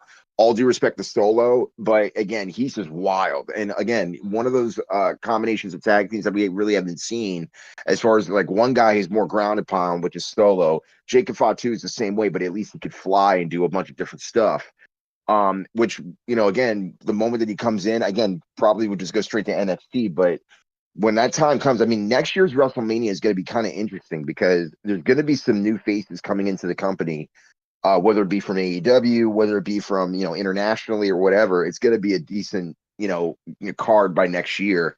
And also, again, new faces coming back from injury, or I'm sorry, faces coming back from injury, not necessarily new, but and again, I'm really looking forward to the fact, because I know that this year alone, we're going to have a lot more heel turns, because if you notice, the past couple of years, we've had a lot more baby faces than heels on the roster. Yeah, a lot of heel turns are definitely in there. I just hope the guys who I really like as faces don't turn heel, and guys I really like as heel don't turn face. Seth, I think it's pretty obvious they're setting him up for some sort of heel turn. Which, I don't know if it's going to be at Mania, before Mania, during Mania, after Mania rather. Yeah, after Mania. Because at that point, there's there's two absolute worst ways that WrestleMania could end. One, Solo hits the spike on Cody and Roman wins again the same way, or like some bullshit way like that. Or two, Cody's about to win and then Seth hits like a curb stomp or something. Yeah, he's screwing everybody in the arena. But I think at this point, we're going to get some type of interference, obviously, in the match. I can also see Rock on Cody's behalf, costing Roman the title, which again has also been, talked about as well. There's a couple of different scenarios you can go with, but yeah, definitely after WrestleMania, at some point, turn Seth heel, change his music, change his gimmick, do something different, because at this point with Seth, I think Seth has been a babyface since like 2018, maybe 2017. And he had became heel again slightly when he started doing like the Joker gimmick a bit, but it didn't last long. People were just starting to sing along with the song and getting over, which again, I didn't necessarily get the character initially at first. There's still parts that I still don't get. Still don't get the character. I still don't get the character, and it's exactly like Joe said. It's Seth Rollins being like, "Hey, what if I had the Macho Man's brain?" But the things that I'm saying are coming from my head. Not it's like it's so stupid. And that's like the creative process of like, we want you to be like a Macho Man type character. Yeah, I can do that. Anyway, what was I gonna say? Okay, so yeah, Seth being inserted into this whole Cody Roman Rock stuff has honestly hurt the match a little, and I think as cool as it is that it hyped things up and The Rock being there, we got all this shit. Since the press conference, more and more confusing stuff has been just laid out there. That's made, I don't know, like it's just made the storyline feel very messy and obviously not planned and not well thought out. I mean, we still haven't gotten certain answers, like why did Cody give up his spot to The Rock? Why The Rock is out acting way completely differently than he did. Like on SmackDown, he acted like 90s heel Rock, but in the press conference, he acted like a very serious, like hey, don't mess with our family. Yeah, normal guy playing his family. And yeah, and it's funny you mentioned, because people keep on talking about heel Rock, Hollywood Rock, 2003 Rock, 1999 Rock. And I'm just like, this is not even close to even what those guys were. Because again, 99 Rock was still, trying to be at the top of the company, even though Austin was the number one guy. In 2003, he was coming back as the Hollywood gimmick because people booed him out of the SummerSlam match that he had with Brock Lesnar after dropping the title, because people knew that he was leaving to do another film, which I think was The Rundown. And he comes back, gets booed. He has the match with Austin where Rock goes over and he goes up against Goldberg, which is also a forgettable match in a lot of respects. But this Rock is completely different. He is world renowned, not just for being a wrestler, but for being a movie star and being one, if not the most financially successful action movie stars, with domestically and foreign, as far as Lord Cosmo, I'm gonna just tell you right now, you seem like a funny dude, and all we get along with each other. But man, you really are like you're calling me a Cody Mark. It's so obvious that you suck off The Rock, bro. The Rock was amazing. He literally cut the same shit promo that he's cut forever. Like, I'm sorry. The Rock's promos are all the herpes. The Rock's promos are. He said that already. He's already said it about people. He said the herpes line. The dance, the sing along with Rock is literally just verbatim what he said before. Cool. All the Rock's promos, heel or face now, or rather face or heel now, are just the same. It's always him being like, "Oh, and you smell like doggy piss," or he makes an analogy with food and shit, or food and piss, or food and animal. Animal vagina, and we're all supposed to be like. I'm sorry, we're all supposed to be like, The Rock cut an amazing promo, but let's be honest, he cut a by the numbers heel promo. It felt very generic. It didn't, and if the storyline is that The Rock and Cody Rhodes are working together and they're tricking Roman, it's going to be a cool subversion, or it's going to be a cool surprise, I guess. But at the same time, It's not very satisfying. Like I wanted The Rock it's to be in the predictable. Not And really, it's because very everybody knows has guessed it already now. Yeah, and it's very predictable because. Oh, go ahead. I'm just saying everybody's guessed it now, so it's kind of like. Yeah, because if you remember what Rock was doing on SmackDown, notice his body language, where he was looking as he was making the promo about Cody, even though he's looking at Roman, the putting up the one with the looking like a loser sign or wherever the hell.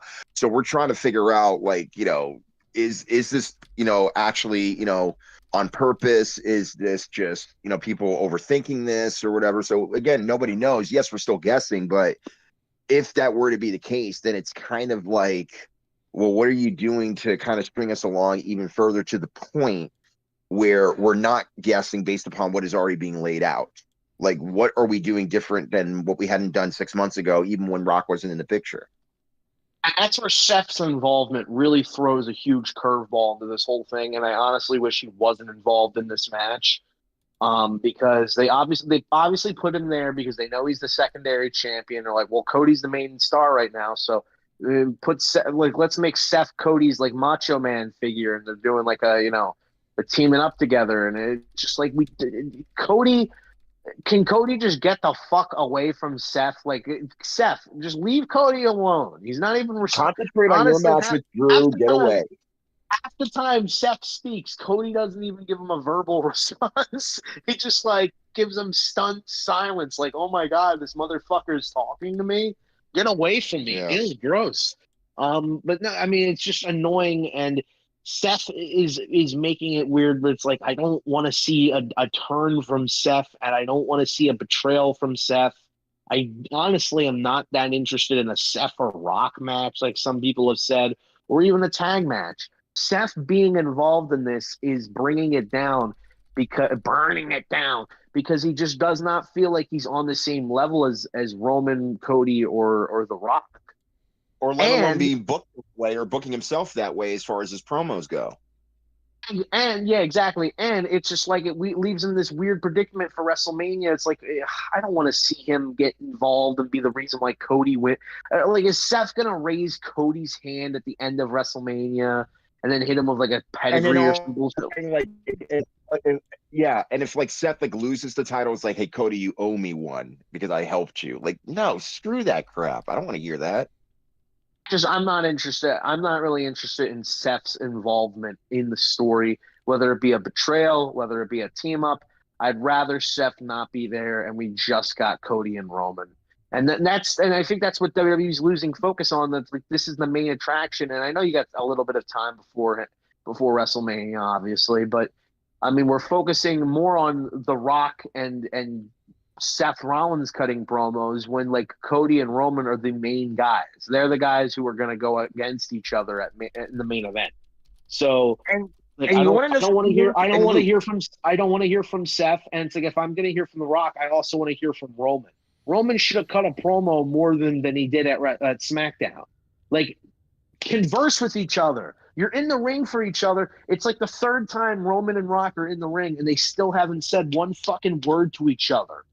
It's so weird. And dude, and on top of all of that, it makes the authority figures, and I'm talking about the general managers, I'm talking about Triple H, it makes them all look dull and completely worthless and useless in comparison. Yes, Rock is on the board, but he hasn't really done anything to utilize his authority from being on the board other than the fact of just trying to say, I'm going to be in the main event, blah, blah, blah. That's the only thing he's done so far and failed at it. But then at the same time, despite the fact that, Triple H claimed to say that I'm in charge, but then on the surface with Raw and SmackDown stars invading each other's territory, and granted that they're trying to justify it by finding people and storyline, it doesn't erase the problem. Yeah, Joe brought up the idea of you know what, let's just call, a truce, and, both, shows can integrate people's talent and this and that, blah, blah, blah. But again, what does that do? There's no competition. And as a matter of fact, all that stuff that they've been doing here and there when it comes to signing NXT talent to Raw and SmackDown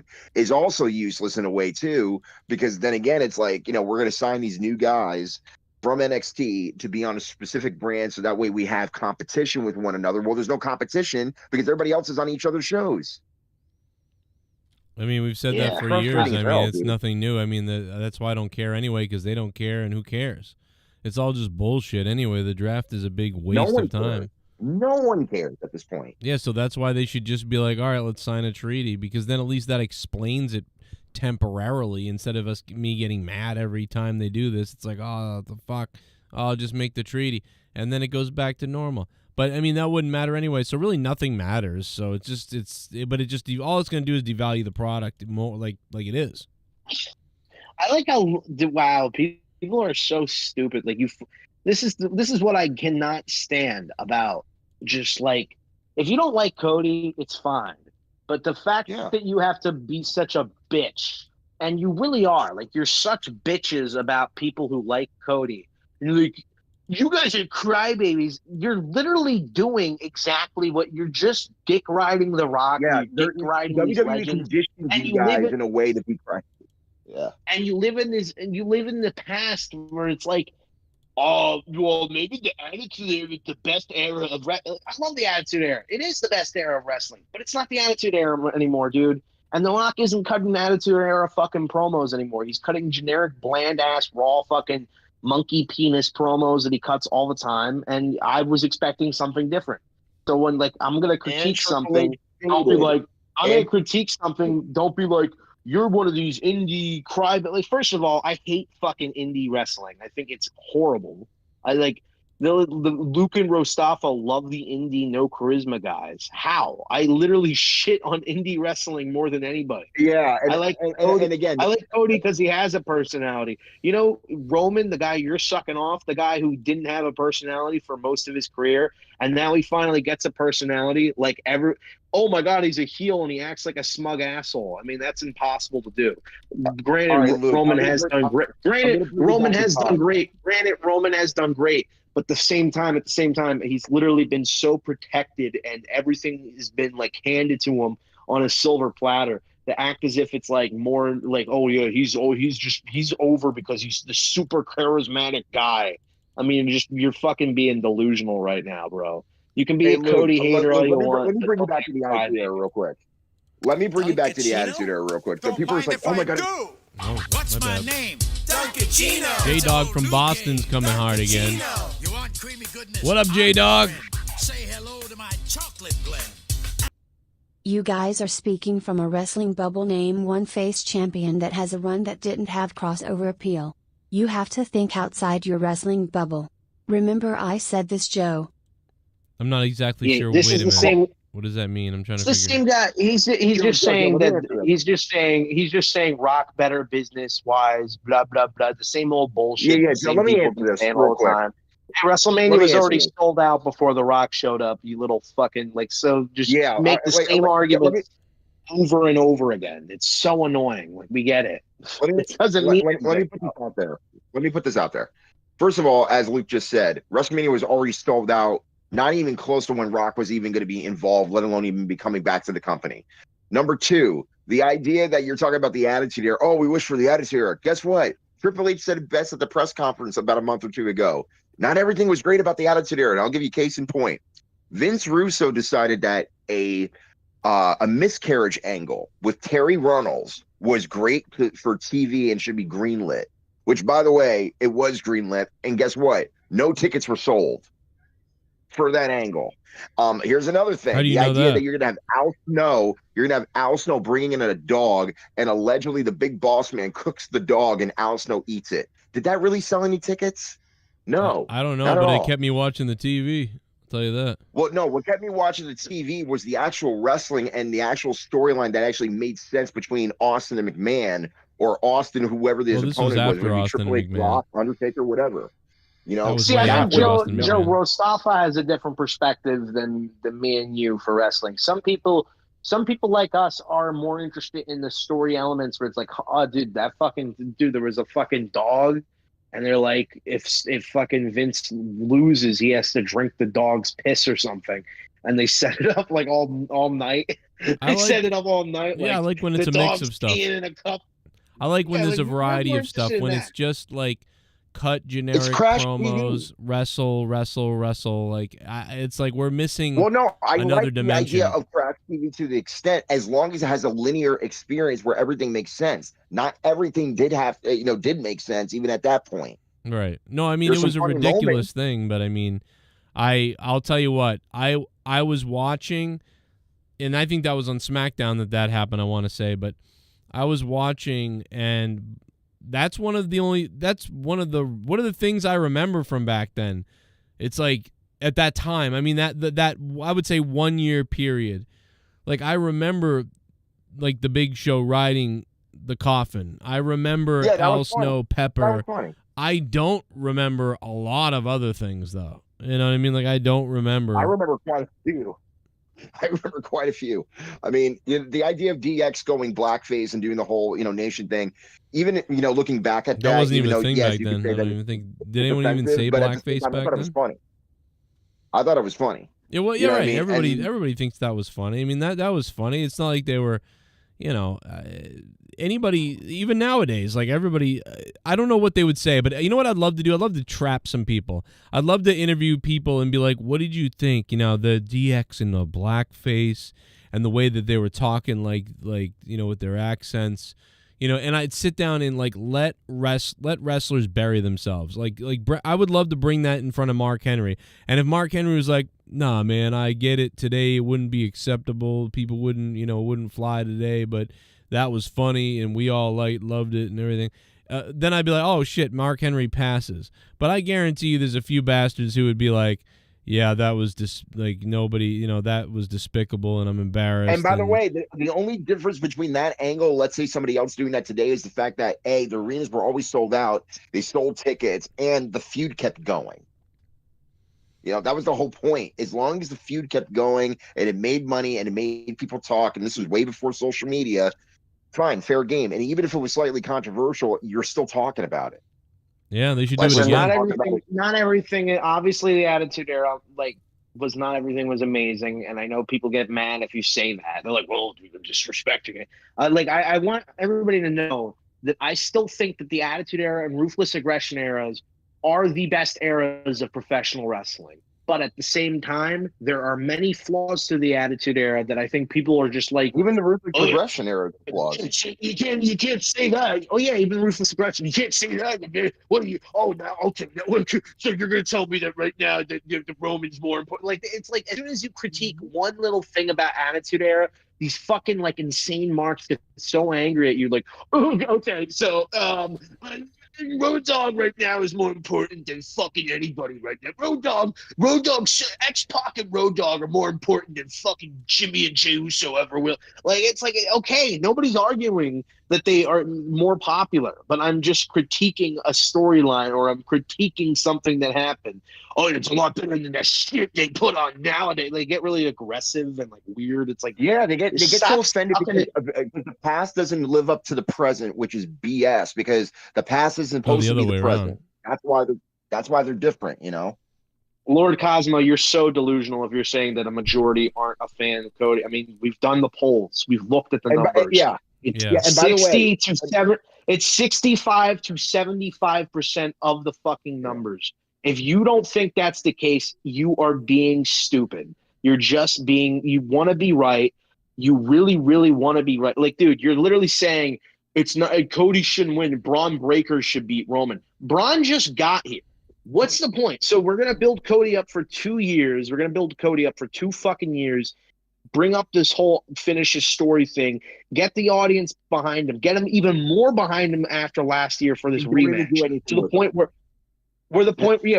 he's trending for 3 days. You think that the best thing to do is to have him lose, bro? Anybody saying that they're trolling you, bro. They're just trolling you. There's no way. There's been a poll in everybody's chat.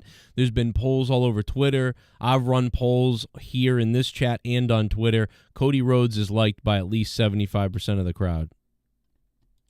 I mean, I don't think it's trolls, dude. I think it's really these dick riders, Dwayne Dick Riders, these fucking guys who cannot ever admit when something from the present is good, because if it's good or if something from the present is even one of the best things that I've seen or something like that, immediately it's like, whoa, hold on one second. So you're gonna try to manage it right now, what's happening here? You're gonna compare that to Taker throwing off Mankind from the set. Like, I didn't say that. They irony immediately jumped. Yeah. The irony is, I'm a huge fan of The Rock. I still am. But again, I'll still call out BS. And when I call out BS on anybody, I've got on any polls. promotion, on any superstar. I've got the polls saved. One of the polls has 1,500 votes on it. Like it's not even close. Like, I've got a poll with 1,500 votes. And then a Twitter poll with something like that, too. I mean, like, anybody saying, they're just, that's what I'm saying, telling you, bro. They're trolling you. They're trolling. No, I mean, obviously, not all. No, Joe. It's really like, you would think that they are trolling you, and maybe a lot of them are. There are people who aren't trolling you, and they actually like think these things in their head, where it's like, dude, the Rock. I mean, they obviously WWE needed the Rock. They don't even seem to realize that Roman versus Cody is kind of like the reason why the show was sold out from the beginning. Like, most people didn't even think the Rock was going to be at this year's WrestleMania. So it's so ridiculous, the like just delusional attempts to try to like make it seem like Cody's not over, or that like Cody and Roman isn't a draw, or Cody isn't a draw. I mean, to be quite honest, Roman versus Cody last year is probably one of Roman's only main events that I was actually excited for, besides maybe the triple threat main event. I didn't care about his main event with Brock anytime. He main evented with him 3 times. None of them were interesting. His main event with Triple H, nobody wanted to see that. His main event with The Undertaker, like, we didn't even know if that was going to main event, and nobody wanted Undertaker to get his ass kicked by fucking Roman Reigns. The only times that people I've really seen like actually talk about, oh my God, Roman's going to be in the main event, and they're actually excited for it, is when he was facing Cody Rhodes. So, I mean, like, I just so stupid now. We got to pretend in this weird, like, oh, I hate Cody. So now, like, Roman is this greatest wrestler of all time. And it's like, we got to pretend that he wasn't atrocious for the first 8 years and like this revisionist history. It's so I found annoying. The poll. I'm just getting. I found the poll. Here's the poll. This is from the other day. Here it is. Who should face Roman Reigns? That's the poll. Who should face Roman Reigns? 19% The Rock, 68% Cody Rhodes, 8% both, and 5% neither. Like, people chose Cody Rhodes 68%. That's 1,100 votes. You know what I mean? So that right there. So anybody that's saying otherwise, if you're believing them, you're wrong. You're just wrong. Like, so I don't even know what the argument is about. It's not even close. I mean, it's not close. Yep. You know, and that's The Rock. I mean, we love The Rock. I love The Rock. And that's okay. We can all agree. We can all agree that The Rock, we have no issue with them as far as, again, him as a character, with his history, all that stuff. But it's just the way that things have been done in the past couple weeks have just been awkward at times, only because Rock himself didn't expect this until literally he was like, I do see it. I'm stepping aside. Again, how could you not see this though from the beginning before all of this was about to go down, especially when you're investing into Cody for 2 years?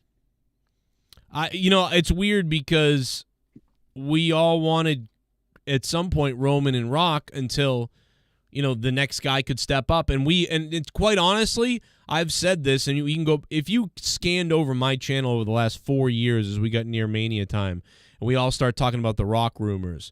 In my mind, I believed, and I said this several times over the last 4 years, I believed that The Rock was going to come back, face Roman, and then The Rock would put over Roman, and that would be the biggest thing you could possibly do to make the Roman Reigns the Superman, and hopefully at some point soon we would have the next guy ready, the good guy, the face, the chosen people's person to beat Roman Reigns. So The Rock would be the last stepping stone. But The Rock didn't make it to WrestleMania several times. One of them just because of Vince, another time because something else happened. And now, and right as those 2 Manias went by and we got no Rock, all of a sudden Cody Rhodes shows up in the WWE and he goes where he goes. And now it's the second year of, Cody at Mania. And it just so happens that now The Rock can finally come back And it's like we've sort of missed the opportunity of The Rock Roman. Now it's Cody. But like, yeah, well, again, we all wanted it last year with one night being, again, Roman and Rock, and then Cody and Roman the next night. And we always thought about that, or the potential of, if we got it, let's say in 2022, in the sense like right before Royal Rumble 2023, there was, an inkling that Rock and Roman can just be one-on-one, and maybe we could save Cody for this year's WrestleMania that we're talking about right now. That would have been one thing, but they didn't do it, and Rock didn't have the time nor the luxury of doing that either because he was busy. So the boat was set sail. He Rock wasn't was busy. available. He wasn't busy. He said that they sat down and they wrote. They had their pens ready or something, and they put their pens down. Yeah. What probably happened was, what I probably think happened was that Rock probably pitched himself to win. And they said probably. no. And probably that. I mean, again, I'm not discrediting what you just said. You're right. Like, they couldn't find what that thing was, and that probably was what it was, where he probably wanted to go over. But at this point, it's like, even if that was the case, even last year, especially when Vince was still around, again, we're still at a point where, again, they had the opportunity to do it last year, and Brock was still also busy as well, doing other things as well, as far as his projects, and busy with getting into the minor league football stuff. So he was getting involved in that. So again, now it's like there's like that small opportunity in that window, because we don't know what his schedule is going to be later on, despite the fact that he's attached to multiple projects this year, and when they're going to be executed, we don't know. But nonetheless, again, it's just, I just feel so bad. What's my name? Duncachino. It's a whole new game. Duncachino. You want creamy goodness? I'm your friend. Say hello to my chocolate blend. Been a long-time fan that lost interest. Stars come back. There are fans like me and mainstream that move the needle. You guys will watch no matter what, even when the product sucks. Yeah, I mean, I've mentioned this before. I mean, I'm not one of these people that like flipped out that, oh my God, he's got to finish the story this WrestleMania. I thought, and I already planned this out, I already said, I thought, Cody gets the boot, and that Rock and Roman's going to happen, and Cody would win next year. That way you could have The Rock lose to Roman Reigns and be even more powerful for when he faces Cody Rhodes the year after, which would then make Cody look really good because, oh, look, you couldn't get it done, Rock. Here comes Cody again. And that's what I thought they were going to do. But then they didn't. They kind of went, okay. But you have to admit, Joe, you have to admit that when it did happen, when Cody automatically just gave up his spot to try to, to not wrestle Roman, everyone was just like, why is this happening? In the sense of like, what was there was it was unexpected to the point where there was no inkling of why. But then the funny thing is, and again, I said this even that night when Cody made that announcement, that Rock was already spotted in Alabama that night. He was at the gym or something. He was doing something in town. And I'm thinking to myself, okay, Rock's going to show up. What is he going to do? But then by the time Cody said that line, I go, the internet is about to explode. And then sure enough, within like minutes after the show was over, everybody was just pissed off. So I'm already looking at this to the point where it was already, the nail had already been, punched in the coffin at that point. I'm like, okay, you're either going to try to leave this closed, but then you're trying to pry it back open and say, no, we're going to go to a different direction based on the response. And thank God. Let me just ask you this, Mustafa. Do you usually punch a nail into a coffin, or do you maybe hit the nail into the coffin? I'll punch it in because I'm too lazy. Duncachino? Don't mind if I do. J-Dog again from Boston. Duncachino. It's a whole new game. Have you ever punched a nail in the coffin? Sounds You fun. want creamy goodness? I'm your friend. Say hello to my chocolate blend. You guys don't care if wrestling sucks as long as you get your super kick flippy floppy, guys. The Rock is actually cool and brings more eyes on product, which makes PPL All right, have I'm to gonna up their fucking game. flip out. I'm gonna fucking flip out. Let me fucking tell you something, bro. I don't like flippy fucking flop bullshit or whatever the fuck you just said. I'm the complete opposite of that donation, bro. That is the most fucked up thing to say to me. I don't give a fuck about flippy flop. The Young Bucks are fucking losers. All right, I don't give a shit about flippy flop nothing. It's like what, like I don't even know if he's talking to me. He can't be talking to me because I don't even give a fuck about all this stuff. He's not talking to me because He's got to be talking to somebody else. I think he thinks he's talking to all of us because we're support Cody. And again, this is what these fucking Dwayne Dick Riders do. These are what these, you know what it is? Anti-smarks who are still smarks. They think they're like not smarks, but they are. Yeah, because I don't know if you ever watched my show, but I liked Cody Rhodes in AEW because Cody Rhodes doesn't do the flip-floppy bullshit. Like, Cody Rhodes doesn't do flip-floppy bullshit. So why would you say that, all you want is your flip-floppy bullshit? Well, Cody Rhodes doesn't fucking do the flip-floppy bullshit. You know who does the flip-floppy bullshit? That piece of shit fucking other company, AEW. They do the fucking flippy-flop bullshit, and I hope Tony Khan dies in a plane crash. And by the way, there are also those big guys that happen to be in AEW that are basically not as featured as much. And what have they done in the past 5 years other than Wardlow, who won the TNT title and has barely even done anything with that, despite the fact that he had injury here and there, and despite the fact that he comes in and it's an on-off start finish with him like every freaking 3 to 6 months. And then also not Are we gonna pretend like The Rock, like, oh, flip-floppy bullshit? Dude, the last time The Rock had a match, I mean, is flip-floppy bullshit almost just as bad as fucking spamming finishers for an entire match? Hey, I hit the rock bottom. Now I hit the 5-knuckle shuffle. I hit the people's elbow. Well, I hit the attitude adjustment. Well, I hit the rock bottom.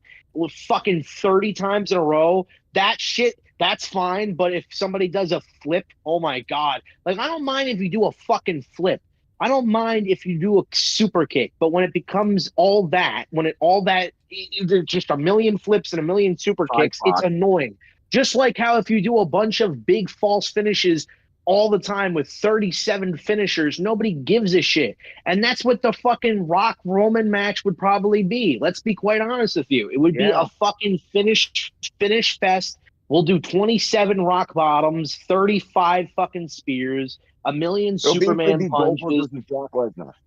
Type of a fight. Like that shit's fine. That shit's fine. You can no sell your fucking finishers and do them 100 times. But if you fucking do a flip or a kick, I mean, I'm gonna kill myself. I mean, it's just so retarded and backwards. And not sell the logic. Not sell the high spot whatsoever, especially after somebody did a super kick and then you hit him with a clothesline, nips up, and then you both do a double dive onto the floor and hit each other, wherever the hell you want to do, and then no sell even after that, and then finally go down for a double down. If you're gonna call out fucking the Young Bucks no selling, which obviously they always do. They're horrible at it. They don't ever sell from what I've seen of them. But if you're gonna do that, you better call out the fucking no selling from fucking Roman. The no selling from guys that, like, you guys suck off all. I mean, Roman literally just sell shit all the time. The ending of WrestleMania, the ending Fastlane pay-per-view, the fucking ending of WrestleMania. I loved the main event with Cody and Roman, but he gets hit with 2 fucking crossroads in a row. Is about to get hit with the third that would most likely end the match. But because Solo hits Cody with a spike, all of a sudden now Roman is back on his feet and is able to hit a third fucking speed. It's so stupid. It's the same with Clash of the Castle. He was dead to rights beat. Fucking Drew had his shoulders pinned to the mat because Solo gets involved. Now all of a sudden Roman has this like super strength stamina just brought back to him and he's able to hit the fucking fit. Like, it's so stupid, but nobody ever points that out, but they'll do it with AEW because most likely they don't watch either and they just fucking listen to what Cornette tells them to and they go, oh yeah, this is the problem with wrestling now. For any of these cats. And the moral of the story is to this, obviously this rant is the fact that all these trolls that are constantly, texting Joe, which by the way, thanks for the money, by the way. In terms of, I don't think J-Dog's, I don't think he's a troll. I just think he's wrong. I like J-Dog. I just think he's not right. He's trolling. Because the thing is that he's trying to come at us by saying that we're only putting over one thing and not the other. Dude, I will bury anything that doesn't make sense, especially when you're saying, that like, okay, we're going to start with this storyline. We're going to start this out. We're going to have this for about 2 or 3 months. And then all of a sudden it just takes a turn for the worse. And we're questioning why this was so, why this promo was so, why this didn't sell tickets, this and that. It's an even playing field for both companies. It doesn't matter. other people like, Bret Hart, Hulk Hogan. I mean, I was like this when I was a kid. When Bret Hart, lost the belt and Hogan took over at WrestleMania 9 or whatever, as a kid who I loved Hogan. So I was like, this is awesome. Fucking who cares, and you just like it because of that. And I get it. I understand. I honestly think that they should have had this more planned out with The Rock. Like, okay, we can't screw Cody over, but I honestly do think that they planned this whole thing. I honestly think this is all planned so The Rock can turn on Roman. I honestly do. I think they planned this to be like this. That's fine. That's no, fine. I don't believe that. But they executed it wrong. I just really don't believe that it was the planned all the way. Maybe it was like they had an idea. Well, what I could believe is that this was that The Rock and Roman was supposed to be like the match that was announced at the press conference, and we were supposed to get more build for that, and then Cody would make his decision or something like that. I think we were supposed to have more build, but then they were like, "Oh fuck, they want it now, so let's just fucking pull the trigger and announce Roman and Cody." That's what I could buy, because there is suspicious stuff where it's like. There is suspicious stuff where it's like, oh yeah, Cody and Roman was the promotional material was sent out months ago or whatever. I don't know. I don't know. You know what though? That doesn't mean anything because Luke, they would do that to make everyone go, yeah, of course it's Cody Roman. That's what we thought was going to happen. Oh no, The Rock is going to be. Oh my God, that's what they thought, and that's not what happened. Right. Well. Anyway, I don't think that The Rock is. I don't know if it's going to be a Rock turns face thing, or if it's going to be this, where it's near the end of the match.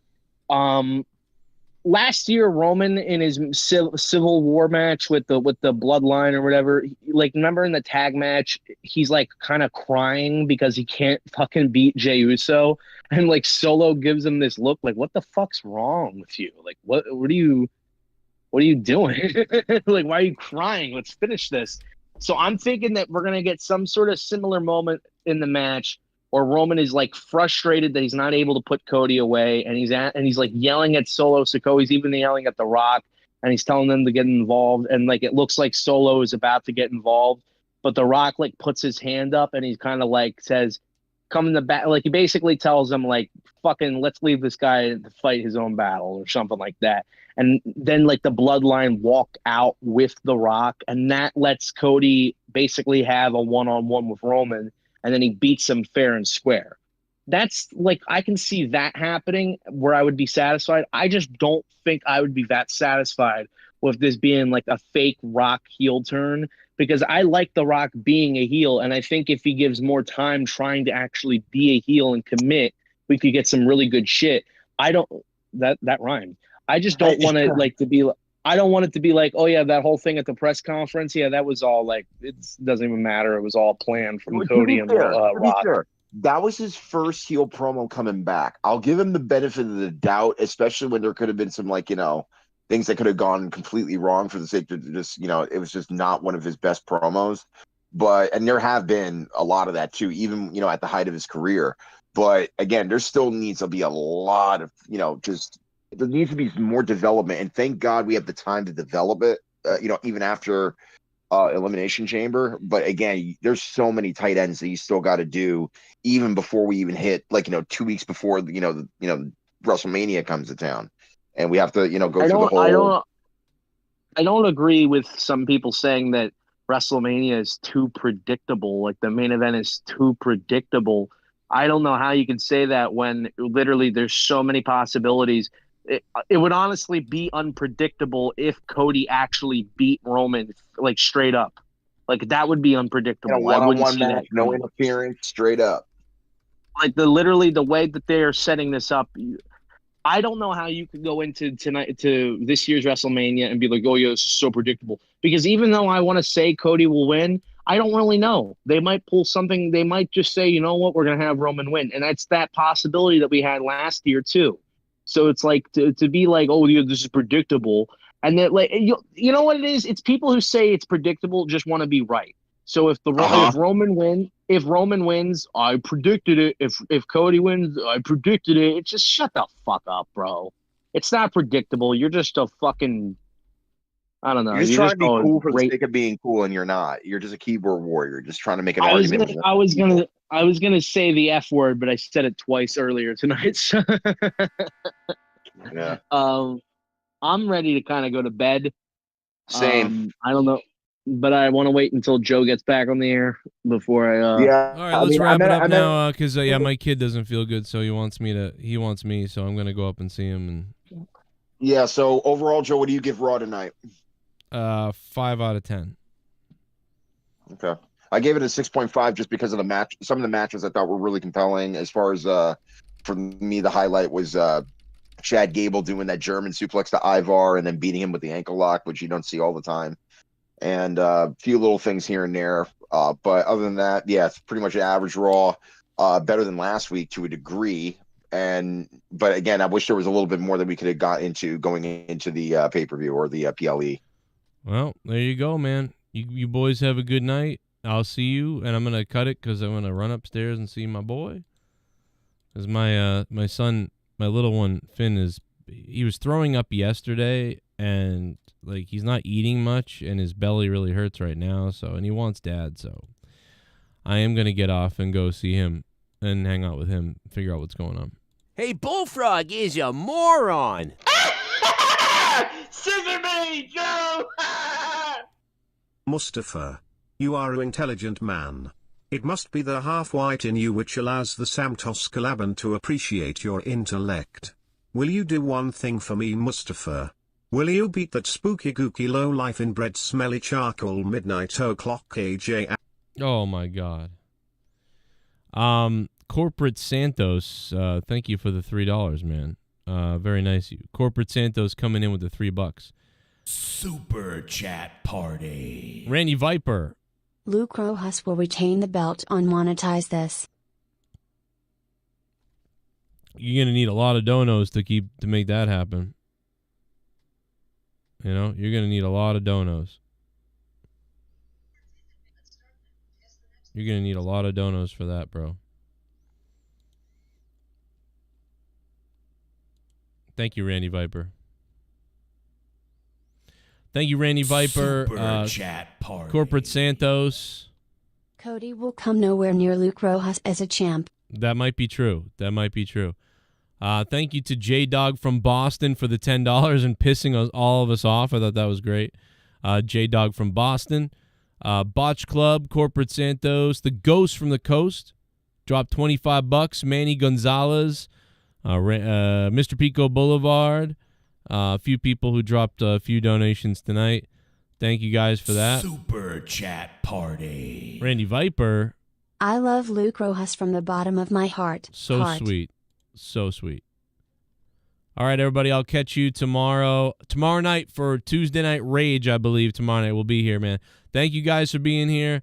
Thanks to Luke Rojas and Rastafa. And you all have a good night. And I'm going to run, go see my kiddo, see if he's okay. All right. I love you guys. Good night. Thanks for being here. Thanks for hanging out. Raw was mid, but whatever. What are you going to do? See you tomorrow.